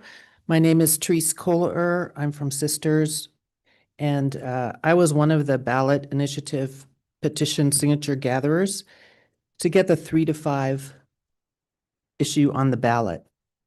And one thing I learned from that process is how important it is to educate the voters. And I think one of the reasons that it passed was because a great number of people already understood the issue quite well before they got their voter pamphlet in the mail. I agree with Joe Craig, who spoke at 9:30 a.m. He was the first speaker, and Amy Sabadini and several others. I would prefer that you wait until 5 commissioners are voted in. Let's seat them, then let's proceed slowly, giving the general public more of an opportunity than they've had to understand this issue. I work on other things too, and it's really difficult for the average person to understand all the facets of this situation, and confusing when they thought that they were really voting for, we're just going to 5 and nothing more. So thank you. That's all I have to say. And again, thanks for having this hearing. Thank you, Therese.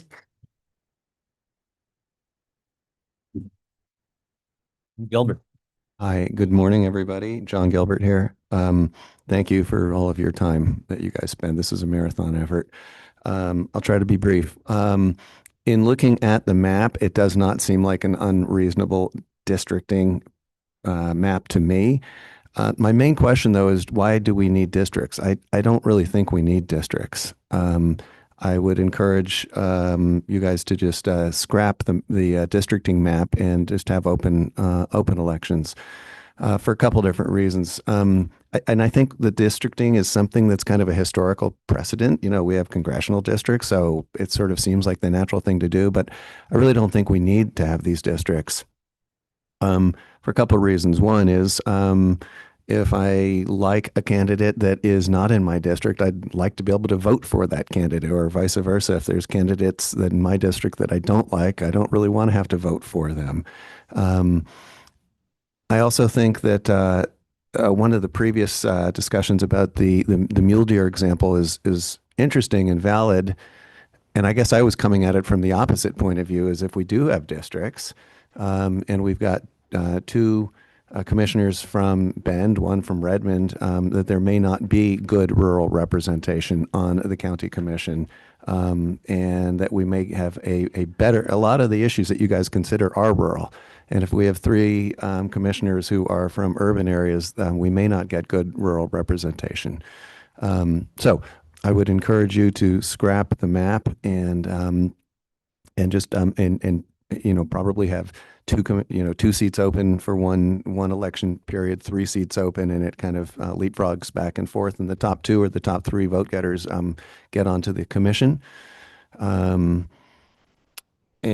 if there just has to be districts, then I would encourage you to wait until there's 5 of you, and then begin that process at that point. Thank you very much. Thank you, John. Commissioners, hi, this is Jim Barnett again. I apologize. I spoke to you last night, and I wasn't planning to speak today, except somebody mentioned my former home, Alaska, and took its name in vain, and I think, to correct the record. I practiced law in Alaska, by the way, for 50 years, and I find it just lovely here in Sisters. So thank you for welcoming me. Sisters has been a wonderful community to come to. The comment I heard earlier about Alaska was that we have in Alaska ranked choice voting, and somehow Alaskans don't like it, and it's been a failure in Alaska. And in fact, that's a misconception that I want to correct. I'm not particularly for ranked choice voting in Deschutes County, but I want you to know that it was adopted in Alaska about 10 years ago. The Republican Party opposed it because they didn't like the way that some elections were conducted, or who won those elections, and they also lost the opportunity to have a primary. And so they did not 1 but 2 different efforts to repeal ranked choice voting. And even though Alaska is a red state, those efforts failed. So ranked choice voting is still alive and well in Alaska, and I think working quite well. I also wanted to mention to you that, like you, I used to serve on the county commission in Anchorage, Alaska.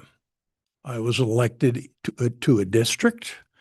We're a bigger town than Deschutes County, so I represented 50,000, 60,000 people. district representation is not all that it's cracked up to be, and I would like to encourage you to really think about it since you're considering moving from at-large to districting. You're only elected by the people you represent, the 50, 60,000 in my case. And it's an us versus them proposition every day you get to the meeting. You're thinking about what's in the best interest of your area and not what's in the best interest of Anchorage, Alaska. And I think that's a real mistake. Mr. Chang suggested, well, if we have to have districts, we should elect them citywide. And I think that was an appropriate thing for Anchorage. Had I been elected citywide, I would have considered Anchorage's interests and not just South Anchorage's interests. I'd really like you to consider that.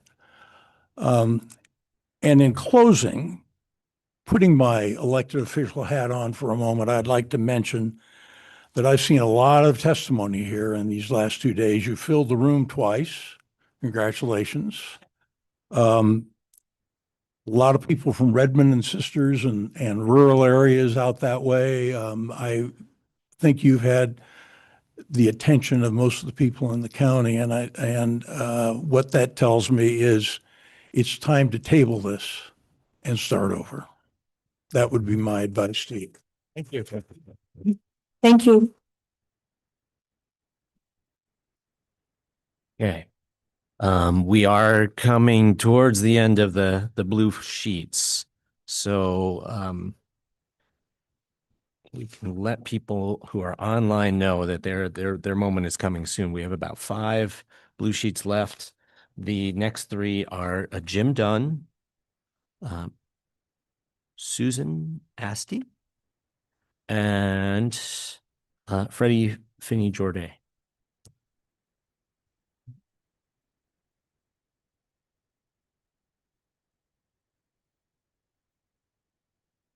Jim,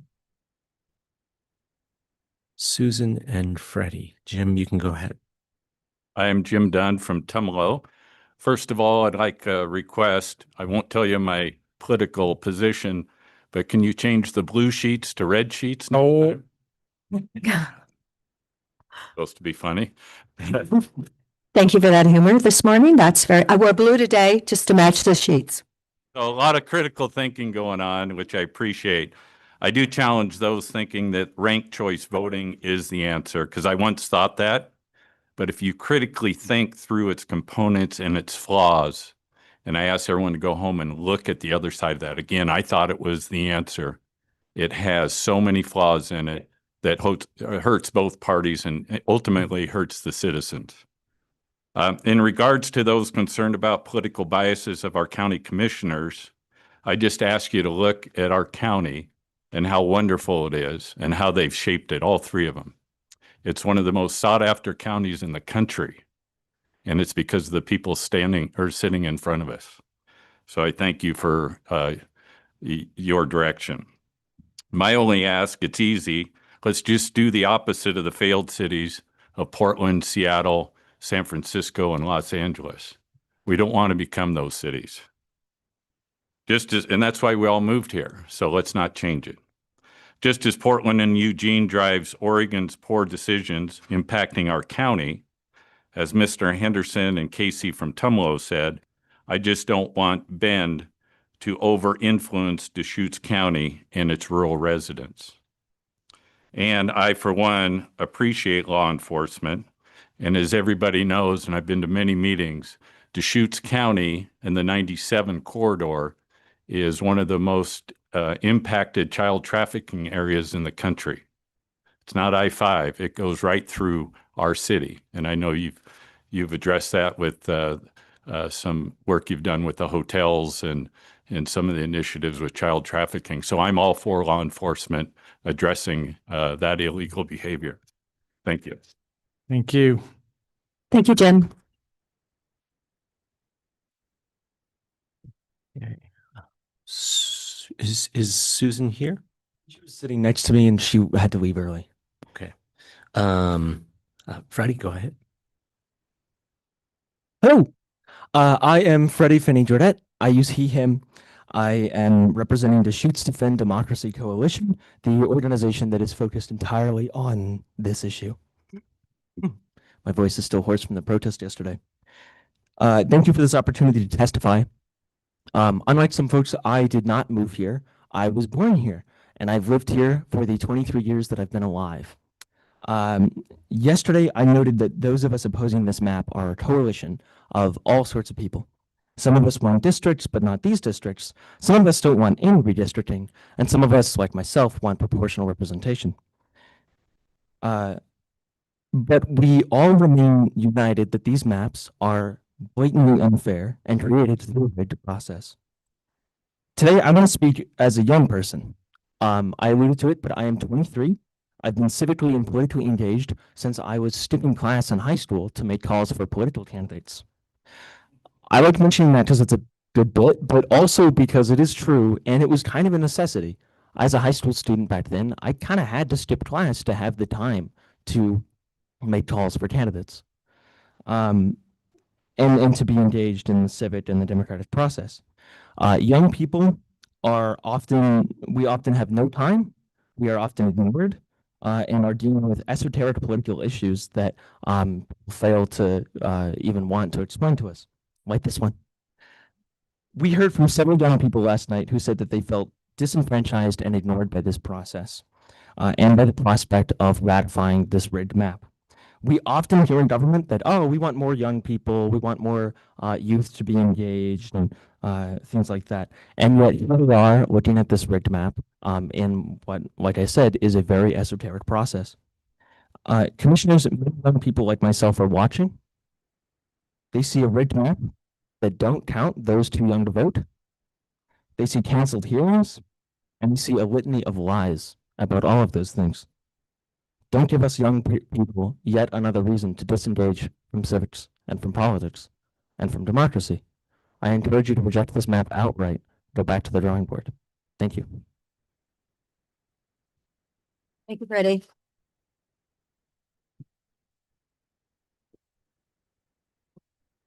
Final two sheets. I'm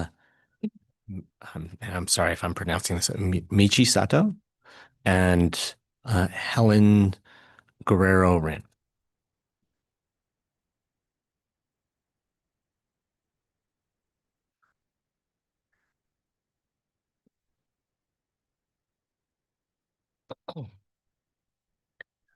Whenever you're ready. Got it right. Okay, thank you. My name is Michi Sato.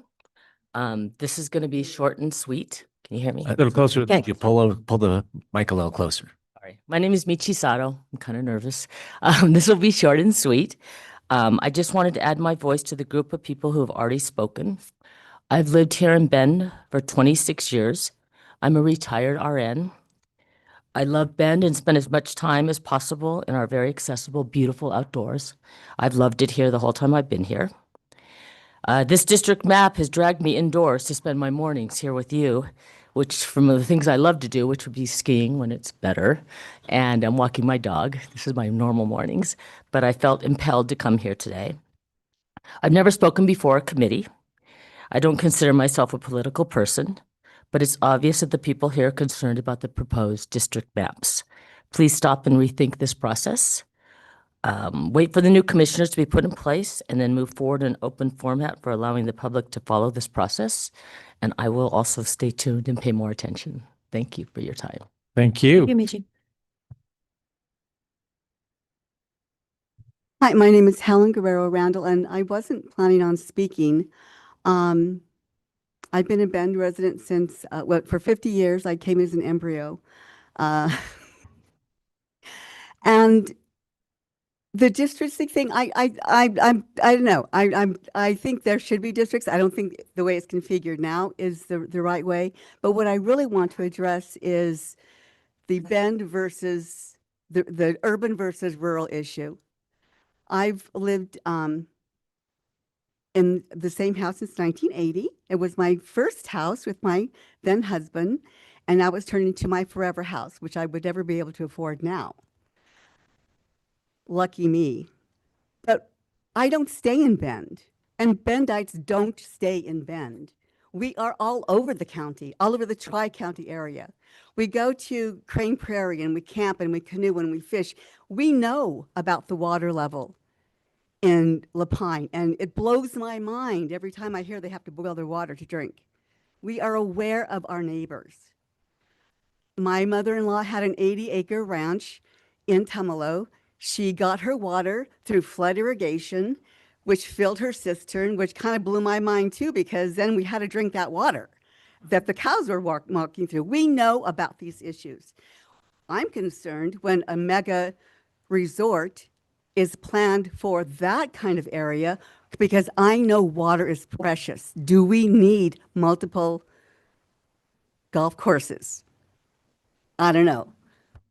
Water is precious. I know that in the high desert, you know, we know about the desert because we go to the Badlands to hike and see the wildflowers, to catch the aurora borealis, you know, sometimes.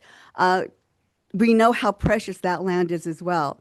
We know that when you draw the water out of the Deschutes River to benefit our land, that downstream in Warm Springs, the fish then have disease that have some kind of spotted disease, and our neighbors there feel that then the fish is inedible.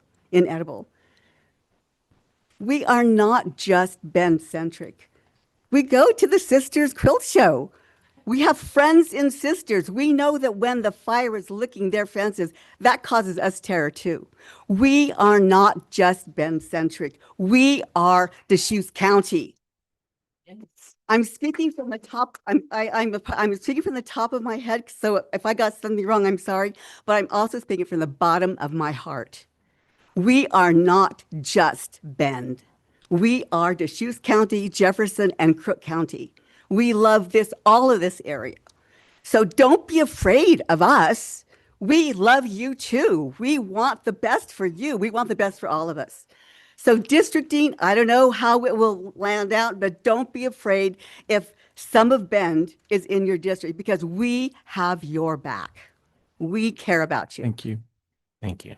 That's all. So one point of order, though, if there was a boil water notice in a residential or a neighborhood in southern Deschutes County, that would be big news, and that has not happened. It has happened in the past, because I've been here for 50 years, so I know when that has happened.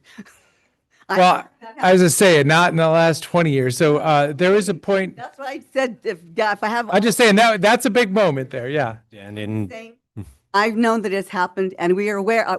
I guess I'm saying we are aware that the water table, Groundwater protection, and it can cause issues. Yes. With septic tanks and all of that. Yep. You know. Thank you, Helen. I remember hearing that at times they had to boil their water. And there are domestic wells in South County that are exceeding water quality standards. Okay. Thank All right, let's go to online commenters.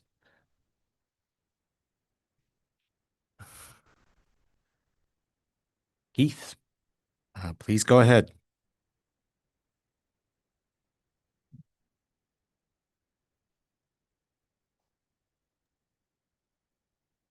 Keith, if you're with us, please go ahead.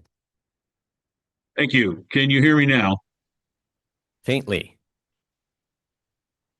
Faintly. I'll adjust my volume 1 second. Okay, I'll speak up too. I have a voice that can.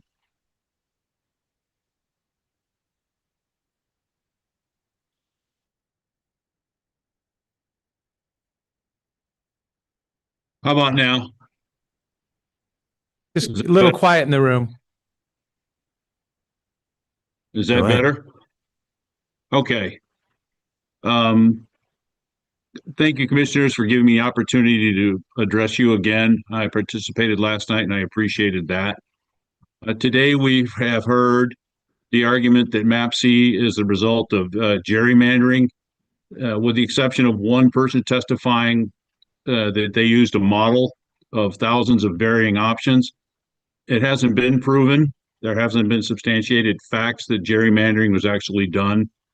The DMAC has testified that on the advice of legal counsel, political affiliation should not be considered, and they didn't use that data. There's a lot of concern about the precinct boundaries being chosen and picked and why they were chosen. The precinct boundaries are the most consistent use of a boundary. And every 10 years, when we do another census, we can readjust those boundaries as necessary. To say that the map will violate the Oregon Constitution means every 10 years, any map to design districts will also violate our Constitution. And finally, as a veteran who's defended our Constitution and our way of life, I did not defend the Constitution so I could give up my right to vote. Let the voters decide on map C. Let us choose how to be governed in our county. The Board of Commissioners needs, let the voters decide. The voters have chosen for 5 commissioners. Let us decide how we want to be governed by them. Thank you. Thank you. Thank you, Keith.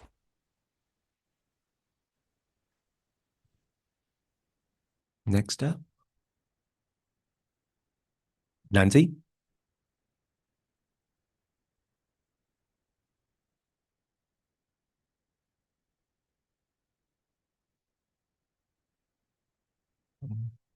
Working on getting you, there we go. Nancy, go ahead whenever you like. Hello, Commissioners. I would encourage you to think about what the voters voted for, which was a 5-member Board of County Commissioners. The vote was not to vote or to create districts. That's something that the board itself is trying to insert into what the voters voted. So I would recommend that you allow the voters to choose their boundaries if in fact they want boundaries. But I frankly believe ranked choice voting is the best way to go about putting 5 members on the Board of Commissioners. It would alleviate a ton of taxpayer money and would be the most representative of the people who are the voters.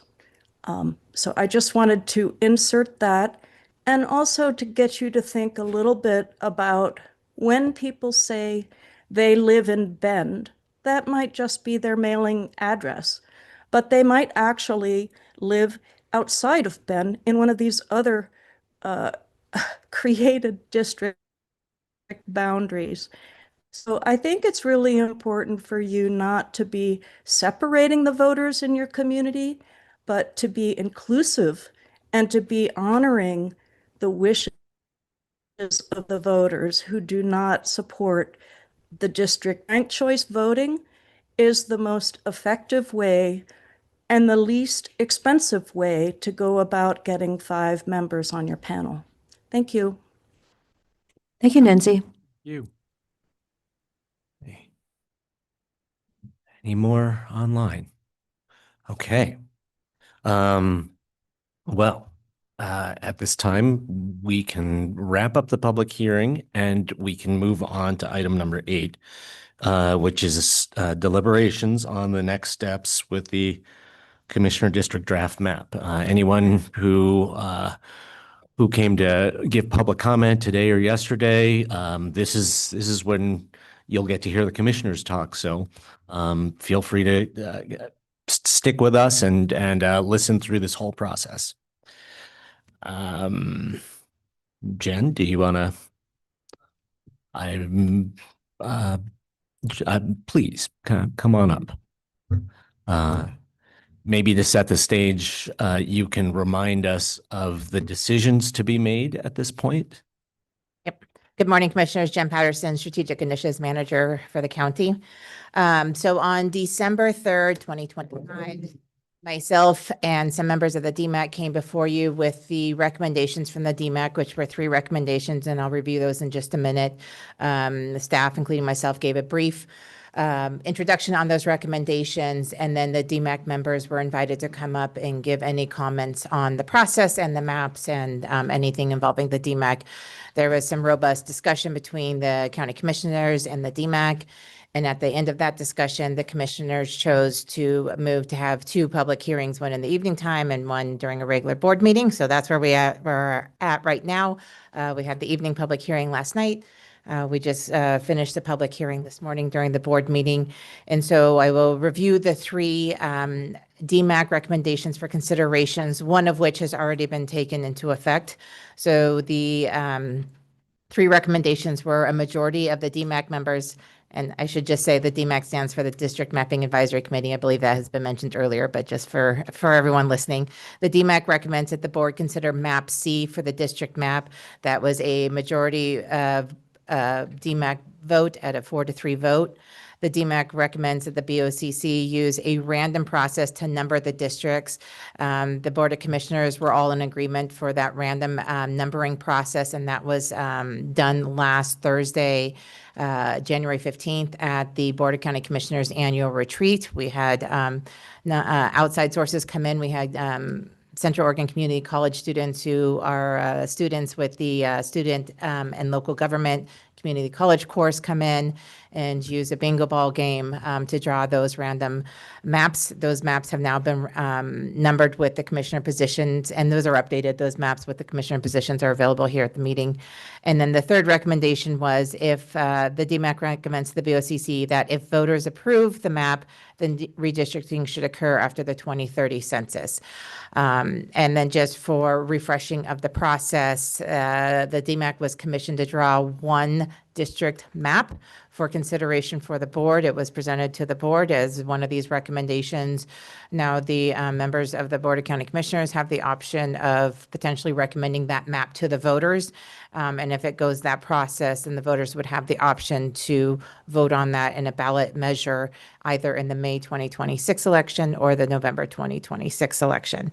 So just here to answer any questions as the board now considers the next steps in this process. Any questions for Jen before we begin discussion? Okay. Well, would any of my fellow commissioners like to start the discussion? Well, so acknowledging this is a district map next steps. This is decision time. We're on our agenda item number 8 at this point. I want to thank everybody for participating, sharing. This is a sense of community. You know, I really appreciate the engagement. We spend the people's money all year long. We make policy choices. We have relationship with the state legislature and all the residents. Sometimes when you explain what a county commissioner is, we feel like we're a middle management in the government here. But we can hardly get this much engagement is my point here. It's just amazing that we were able to get this many folks in the room. Yeah, I mean, I've got a whole bunch of little statements I can make, just observations and things we've seen here and my thoughts about how this came together. As you saw, I stepped in a few times just to get a little bit of clarity on what it looks like from my point of view, because the information is just spinning in different directions. So that's the introductory statement. I can take a position, or if anybody else wants to say something. Commissioner Dare, any thoughts? Well, we did have, what was it, 10 meetings with testimony, and I'm really glad to hear that during that procedure that the testimony was enlarged for public comments. I think that's incredibly important. I believe we've heard from over 80, maybe 90 people. I know it was about 44 last night. It's like I feel like actually I would like to think about what I've heard the last 2 days and come back in maybe 2 weeks. But today I want to go back through my notes of all the comments I heard, and I do want to do some more personal research. I feel like some of the things are still out there that I'm uncertain about, where they say that these are Republican leaning because we have 43% of people registered in Deschutes County that are neither party. So, and I believe the Republicans are the smallest party. So I always have to confirm for myself. And I know, I believe I need to get together with Steve Dennison and actually look at the numbers and see if what people have implied is really the truth, because we were instructed not to look at those numbers when this map was being formed. I appreciate the DMAC committee, and I definitely appreciate all the citizens that took time last night and this morning to come and give us their feedback. It's a really challenging time, and as it has been mentioned several times today, we honestly need to get along. It's at least a lot more civility than what we see. So that's just my personal opinion. I still want to get together with Steve Dennison and see, was that really true? That I can't imagine those districts are leaning, because our numbers are, so in the past. Do you want to study this a little bit more? I want to get the numbers from Steve and see, is this really true? I just find it hard to believe. Do you want to give people any indication of what you'll do if you do see evidence of gerrymandering in the numbers? I need to get with Steve first, honestly. I feel that it's important. When you look at the maps, to me, it seems logical when everyone was talking that we've had people from Bend and Redmond and Sisters testifying. Honestly, we had some people from Tumalo, though it's not incorporated. We had no one from Terrebonne coming. I feel that that's disappointing. And really, last night, I know we had someone from La Pine, but I believe we had no other Pine that have testified. Several people didn't identify where they live, but a lot of community here, it's, we're, I believe, around 213,000 people that do live in Deschutes County. It seems that using the voter rolls, because they are updated on a continual basis by our clerk, seemed like that was a good option. And yet,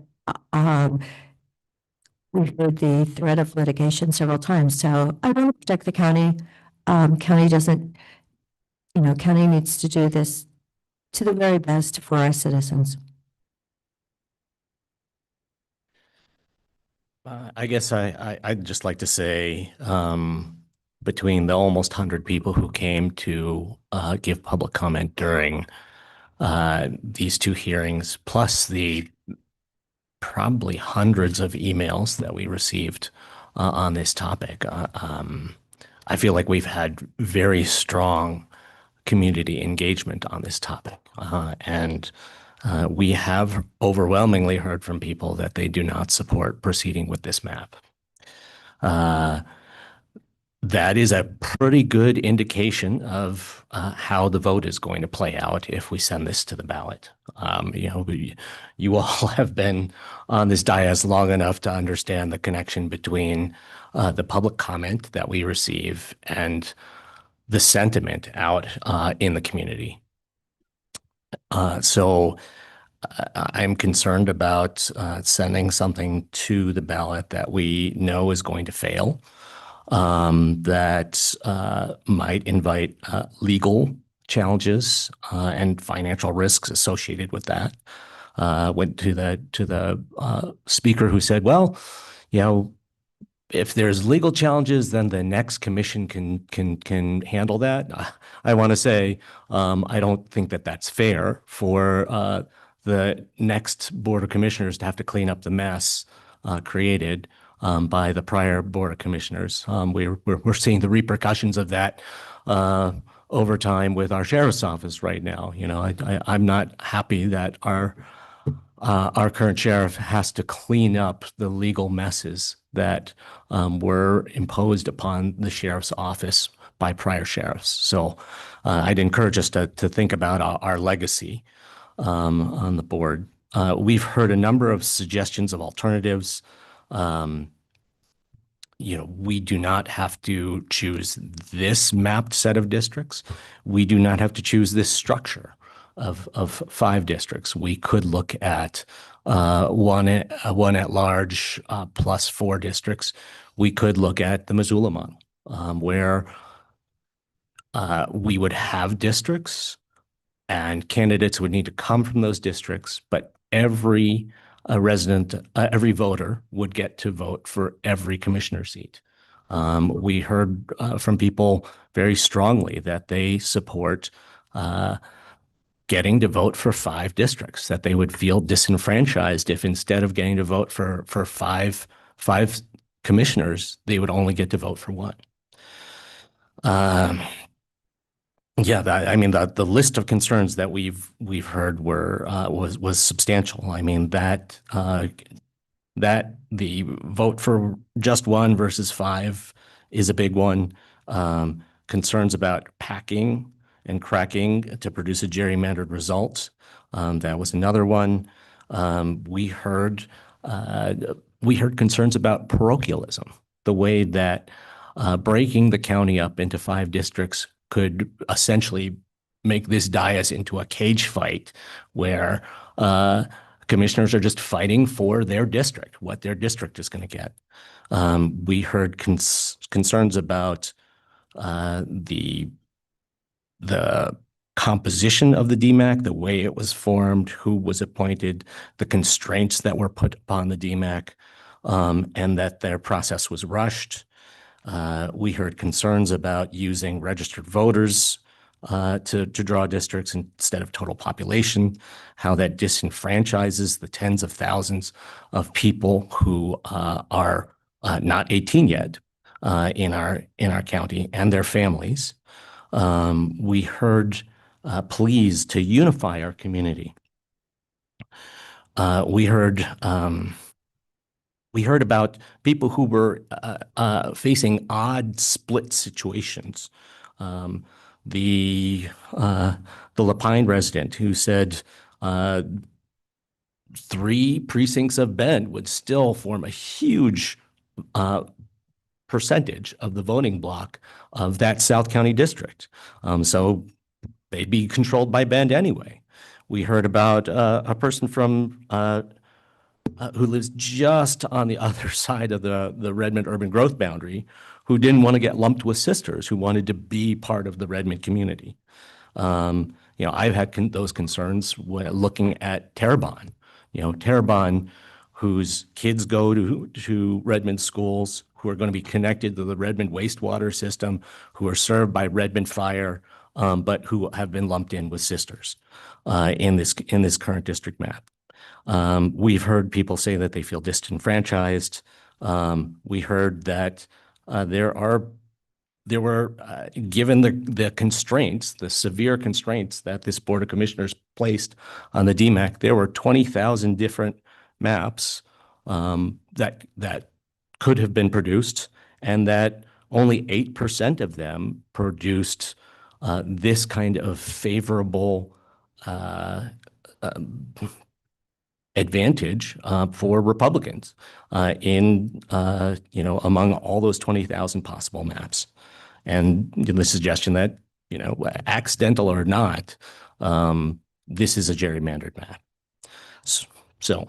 Could I correct something? I did remember someone did come in from Terrebonne. Mr. C.B. Foss, one of the first speakers, was from Terrebonne. So I just want to correct myself. Remembering. We've heard from people from every corner of the county as part of this process, and we've heard from a lot of people. So I don't feel like we need more public comment to advance to a decision on this. I'm prepared to deliberate today. I would say my first suggestion would be that we shelve this map. We table this and wait until there is a full 5-member commission seated up here, and let them try again. If my fellow commissioners really feel compelled to proceed with this map, I would suggest that we use this map with the Missoula County model, and that again, people would come from candidates would come from districts, but every Deschutes County voter would get to vote for every seat, so that everyone knew that they had a say in each commissioner, and that commissioner had better represent them. Otherwise, they would risk not winning their election. The other thought would be to let people go gather signatures for this map if they want to get it on the ballot. We have seen the success of ballot measures that took this pathway. I mean, I believe that my fellow commissioners, when we were asked to do what we're considering doing now and send a measure directly to the voters, I believe my fellow commissioners said about the nonpartisan commissioner measure, about the 5 commissioner ballot measure, we'll let people go and gather signatures, and then we'll see if this actually has legs. You know, if there's enough support in the community for it to actually to be put on the ballot, whether, you know, we should give this serious consideration. We've had the DMAC do their work. They've produced a map. If we think that that map is a reasonable thing to put to the voters, let somebody go out and gather 8,000 valid signatures to put it on the ballot. I would much prefer that to suddenly making the choice. Oh, now it's appropriate for the board to directly refer measures about commissioner elections to the voters. No, let's do it the way. Let's hold it to the same standard that we've held past ballot measures to. So those would be my proposals, and I'd be curious to hear what my commissioners think about those. Sounds like Commissioner Dare was going to do some homework, so I'm not going to proceed today. But I do have one other item. So, there was a direct attack about Destination Resort, Thornburg approval and water, and I would like to respond to that. I mean, that was pretty direct. 2004, I was working for a renewable energy company, and I thought I was going to make a bunch of money selling solar panels, renewable energy systems, groundwater heat pumps, the whole technology path of renewable energy systems. And I was a salesman, and I heard about this thing called Thornburg. I'm like, oh, wow, that's interesting. It's right here. And it was just like a stake in the ground. So that was 2004. Half a dozen years later, I'm running for office, had no concept of land use in the state of Oregon or any of this stuff. But it was approved. It was approved way before I got in office. So to make a statement that I approved it is not correct. We have not supported the appeal process. The decisions I've made are not empowering the appeals that keep bouncing around the state land use system. So Thornburg was approved before I got here. Also, state water. We have a code that says somebody applies for an application for land use, and they show us a piece of paper that says we have the authority to use X amount of water. Does that fit our land use code? Yes or no? We don't do water. The state does water. And it's a shame, and I want to have a great relationships with the Warm Springs, and there is the 1855 Water Treaty, so I'm not discounting that at all. But once again, the black and white of the law says, do you have a piece of paper that says you have water? Yes or no?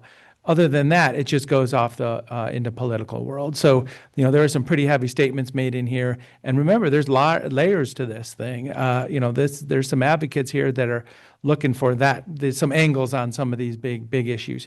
Not discounting the issues, and I have made my decisions here, but that's where we're at. Okay, I feel compelled to just clarify for people what commissioners' responsibilities are in relation to water, in relation to Thornburg. We do not control water rights, but we control land use. Land use is the primary driver of who uses water, how much, and where. So land use and water use should be better connected under Oregon state law, but they're not yet.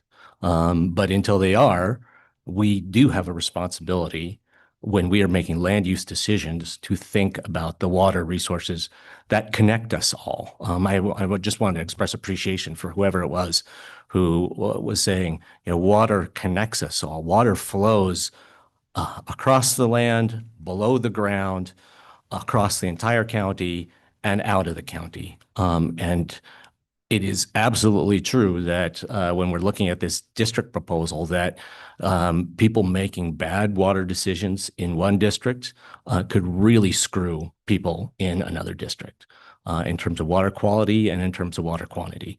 So just to clarify that, that is where our responsibility is in relation to water. And on Thornburg, people, I've only been on the board for 4 years, for 5 years at this point. And when I first came into office and people said, what are you doing about Thornburg? What are you doing about Thornburg? I was bound by prior decisions. Prior boards had approved many things. And then it was, I did not have the authority to undo those. The board did not have the authority to undo those. But we were faced with a decision, a substantial land use decision a couple of years ago when Thornburg wanted to reopen their fish and wildlife mitigation plan, reevaluate their water. And that was a point in time where this Board of Commissioners was able to make very substantial decisions about Thornburg. So it is not accurate to say that that decision making about Thornburg is completely out of our hands. Well, yeah, as I said, I've made my choices. There was engineering support and analysis in that report that was presented to us, and I supported that. So I acknowledge, we're making choices that some people don't agree with, but yeah. Yes, I believe Thornburg's had 85 appeals, perhaps, but it was approved initially in, I believe, 2006. And they did cut back their usage considerably. They've reformatted their golf course. Okay, so if the majority of the board has said that they want to postpone the decision for a couple of weeks, then I think that's what we're going to do. I do want to emphasize that doing that means that one very cynical way to interpret what that means is that commissioners want to wait until the room is empty to make the decision, till the heat of the moment has worn off a little bit for some people. And I guess, to guard against that, anyone from any perspective who wants to keep this front and center for the Board of Commissioners, you can be emailing us in the intervening weeks. You can, since the public hearing is over on this, I guess this is a legislative matter. This is not a quasi-judicial land use matter. Now that these hearings are over, you can come back to any Board of Commissioners meeting between now and then and let us know what you think about that. And I'm available for direct communications if anybody wants to talk also. And so am I. Okay. Thank you, everyone, for joining us and for your engagement on this topic.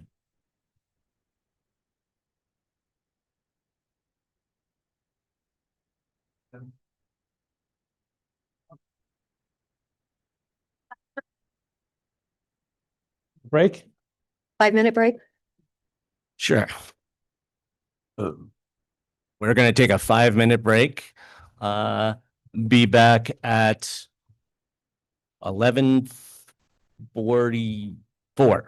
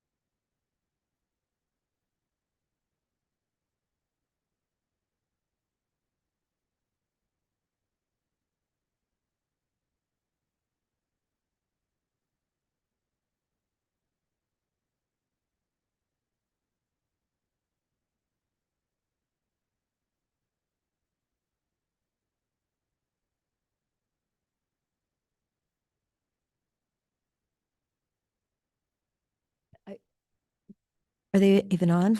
Now they're on. Now I think Yes. they're on. Okay. Okay.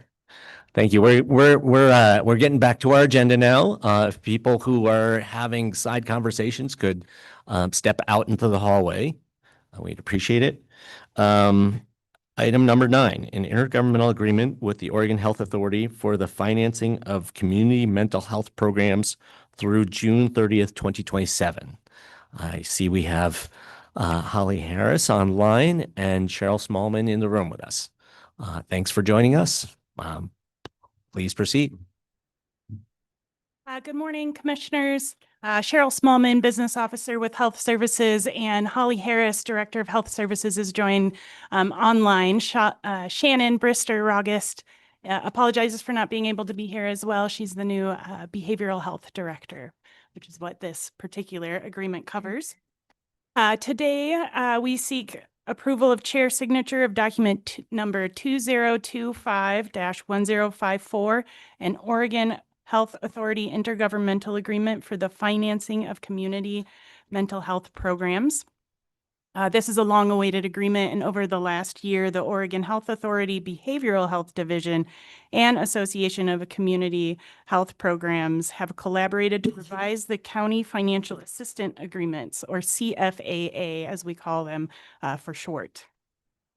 The new CFAAs move to core service areas and allows each local mental health authority that operates a county mental health program to submit a local plan and budget that's tailored to the behavioral health needs of the community.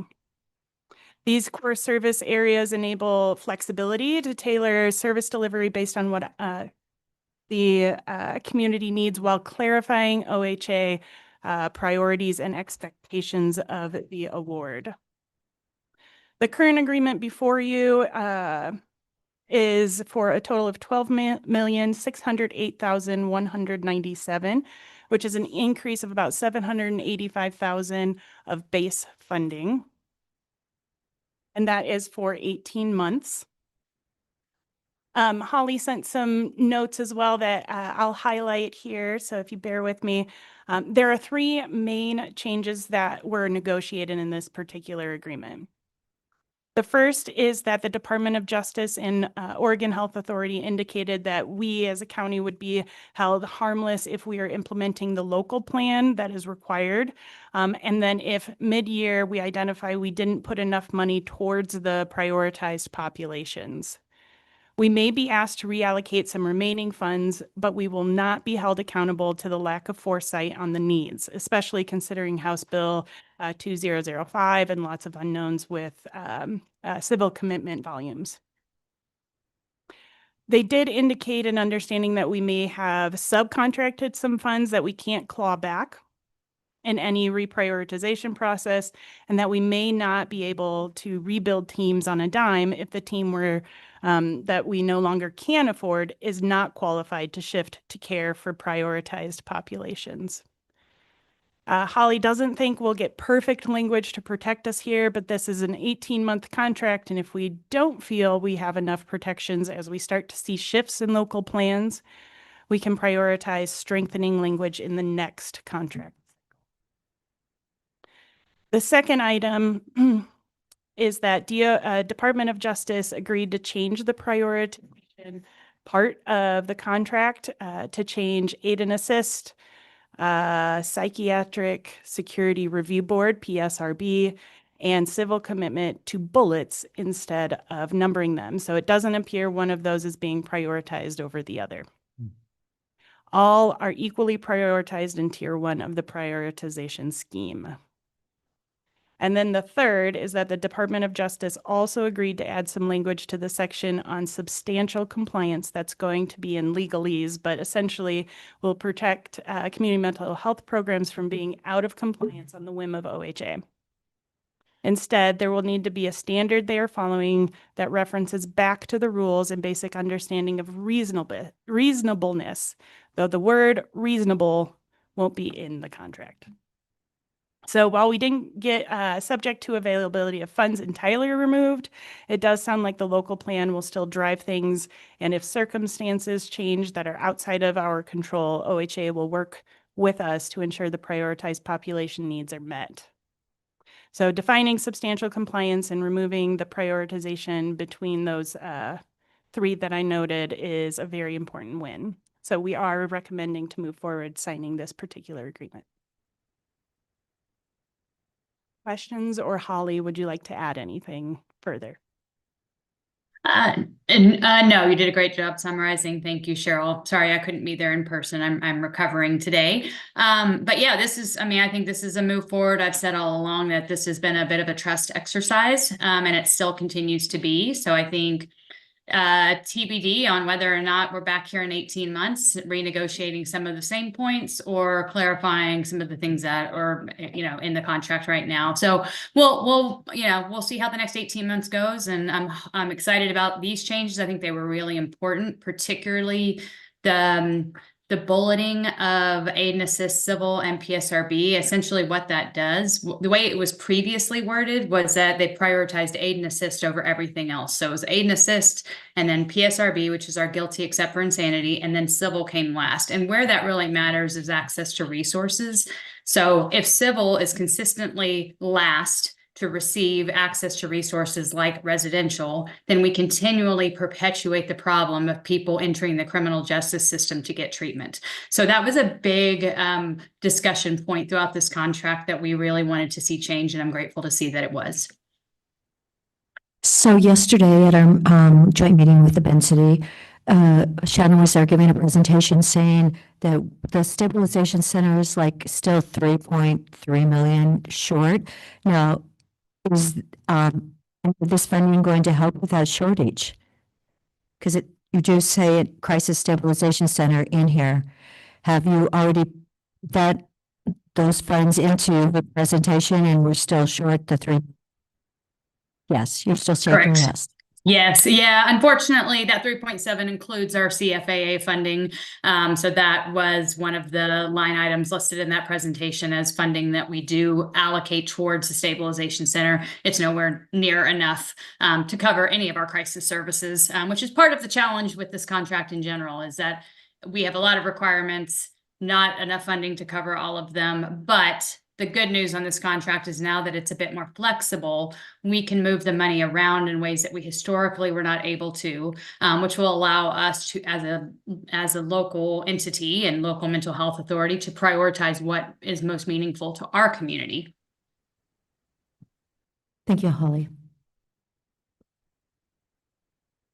Holly, I wanted to thank you and my fellow commissioners and everyone else who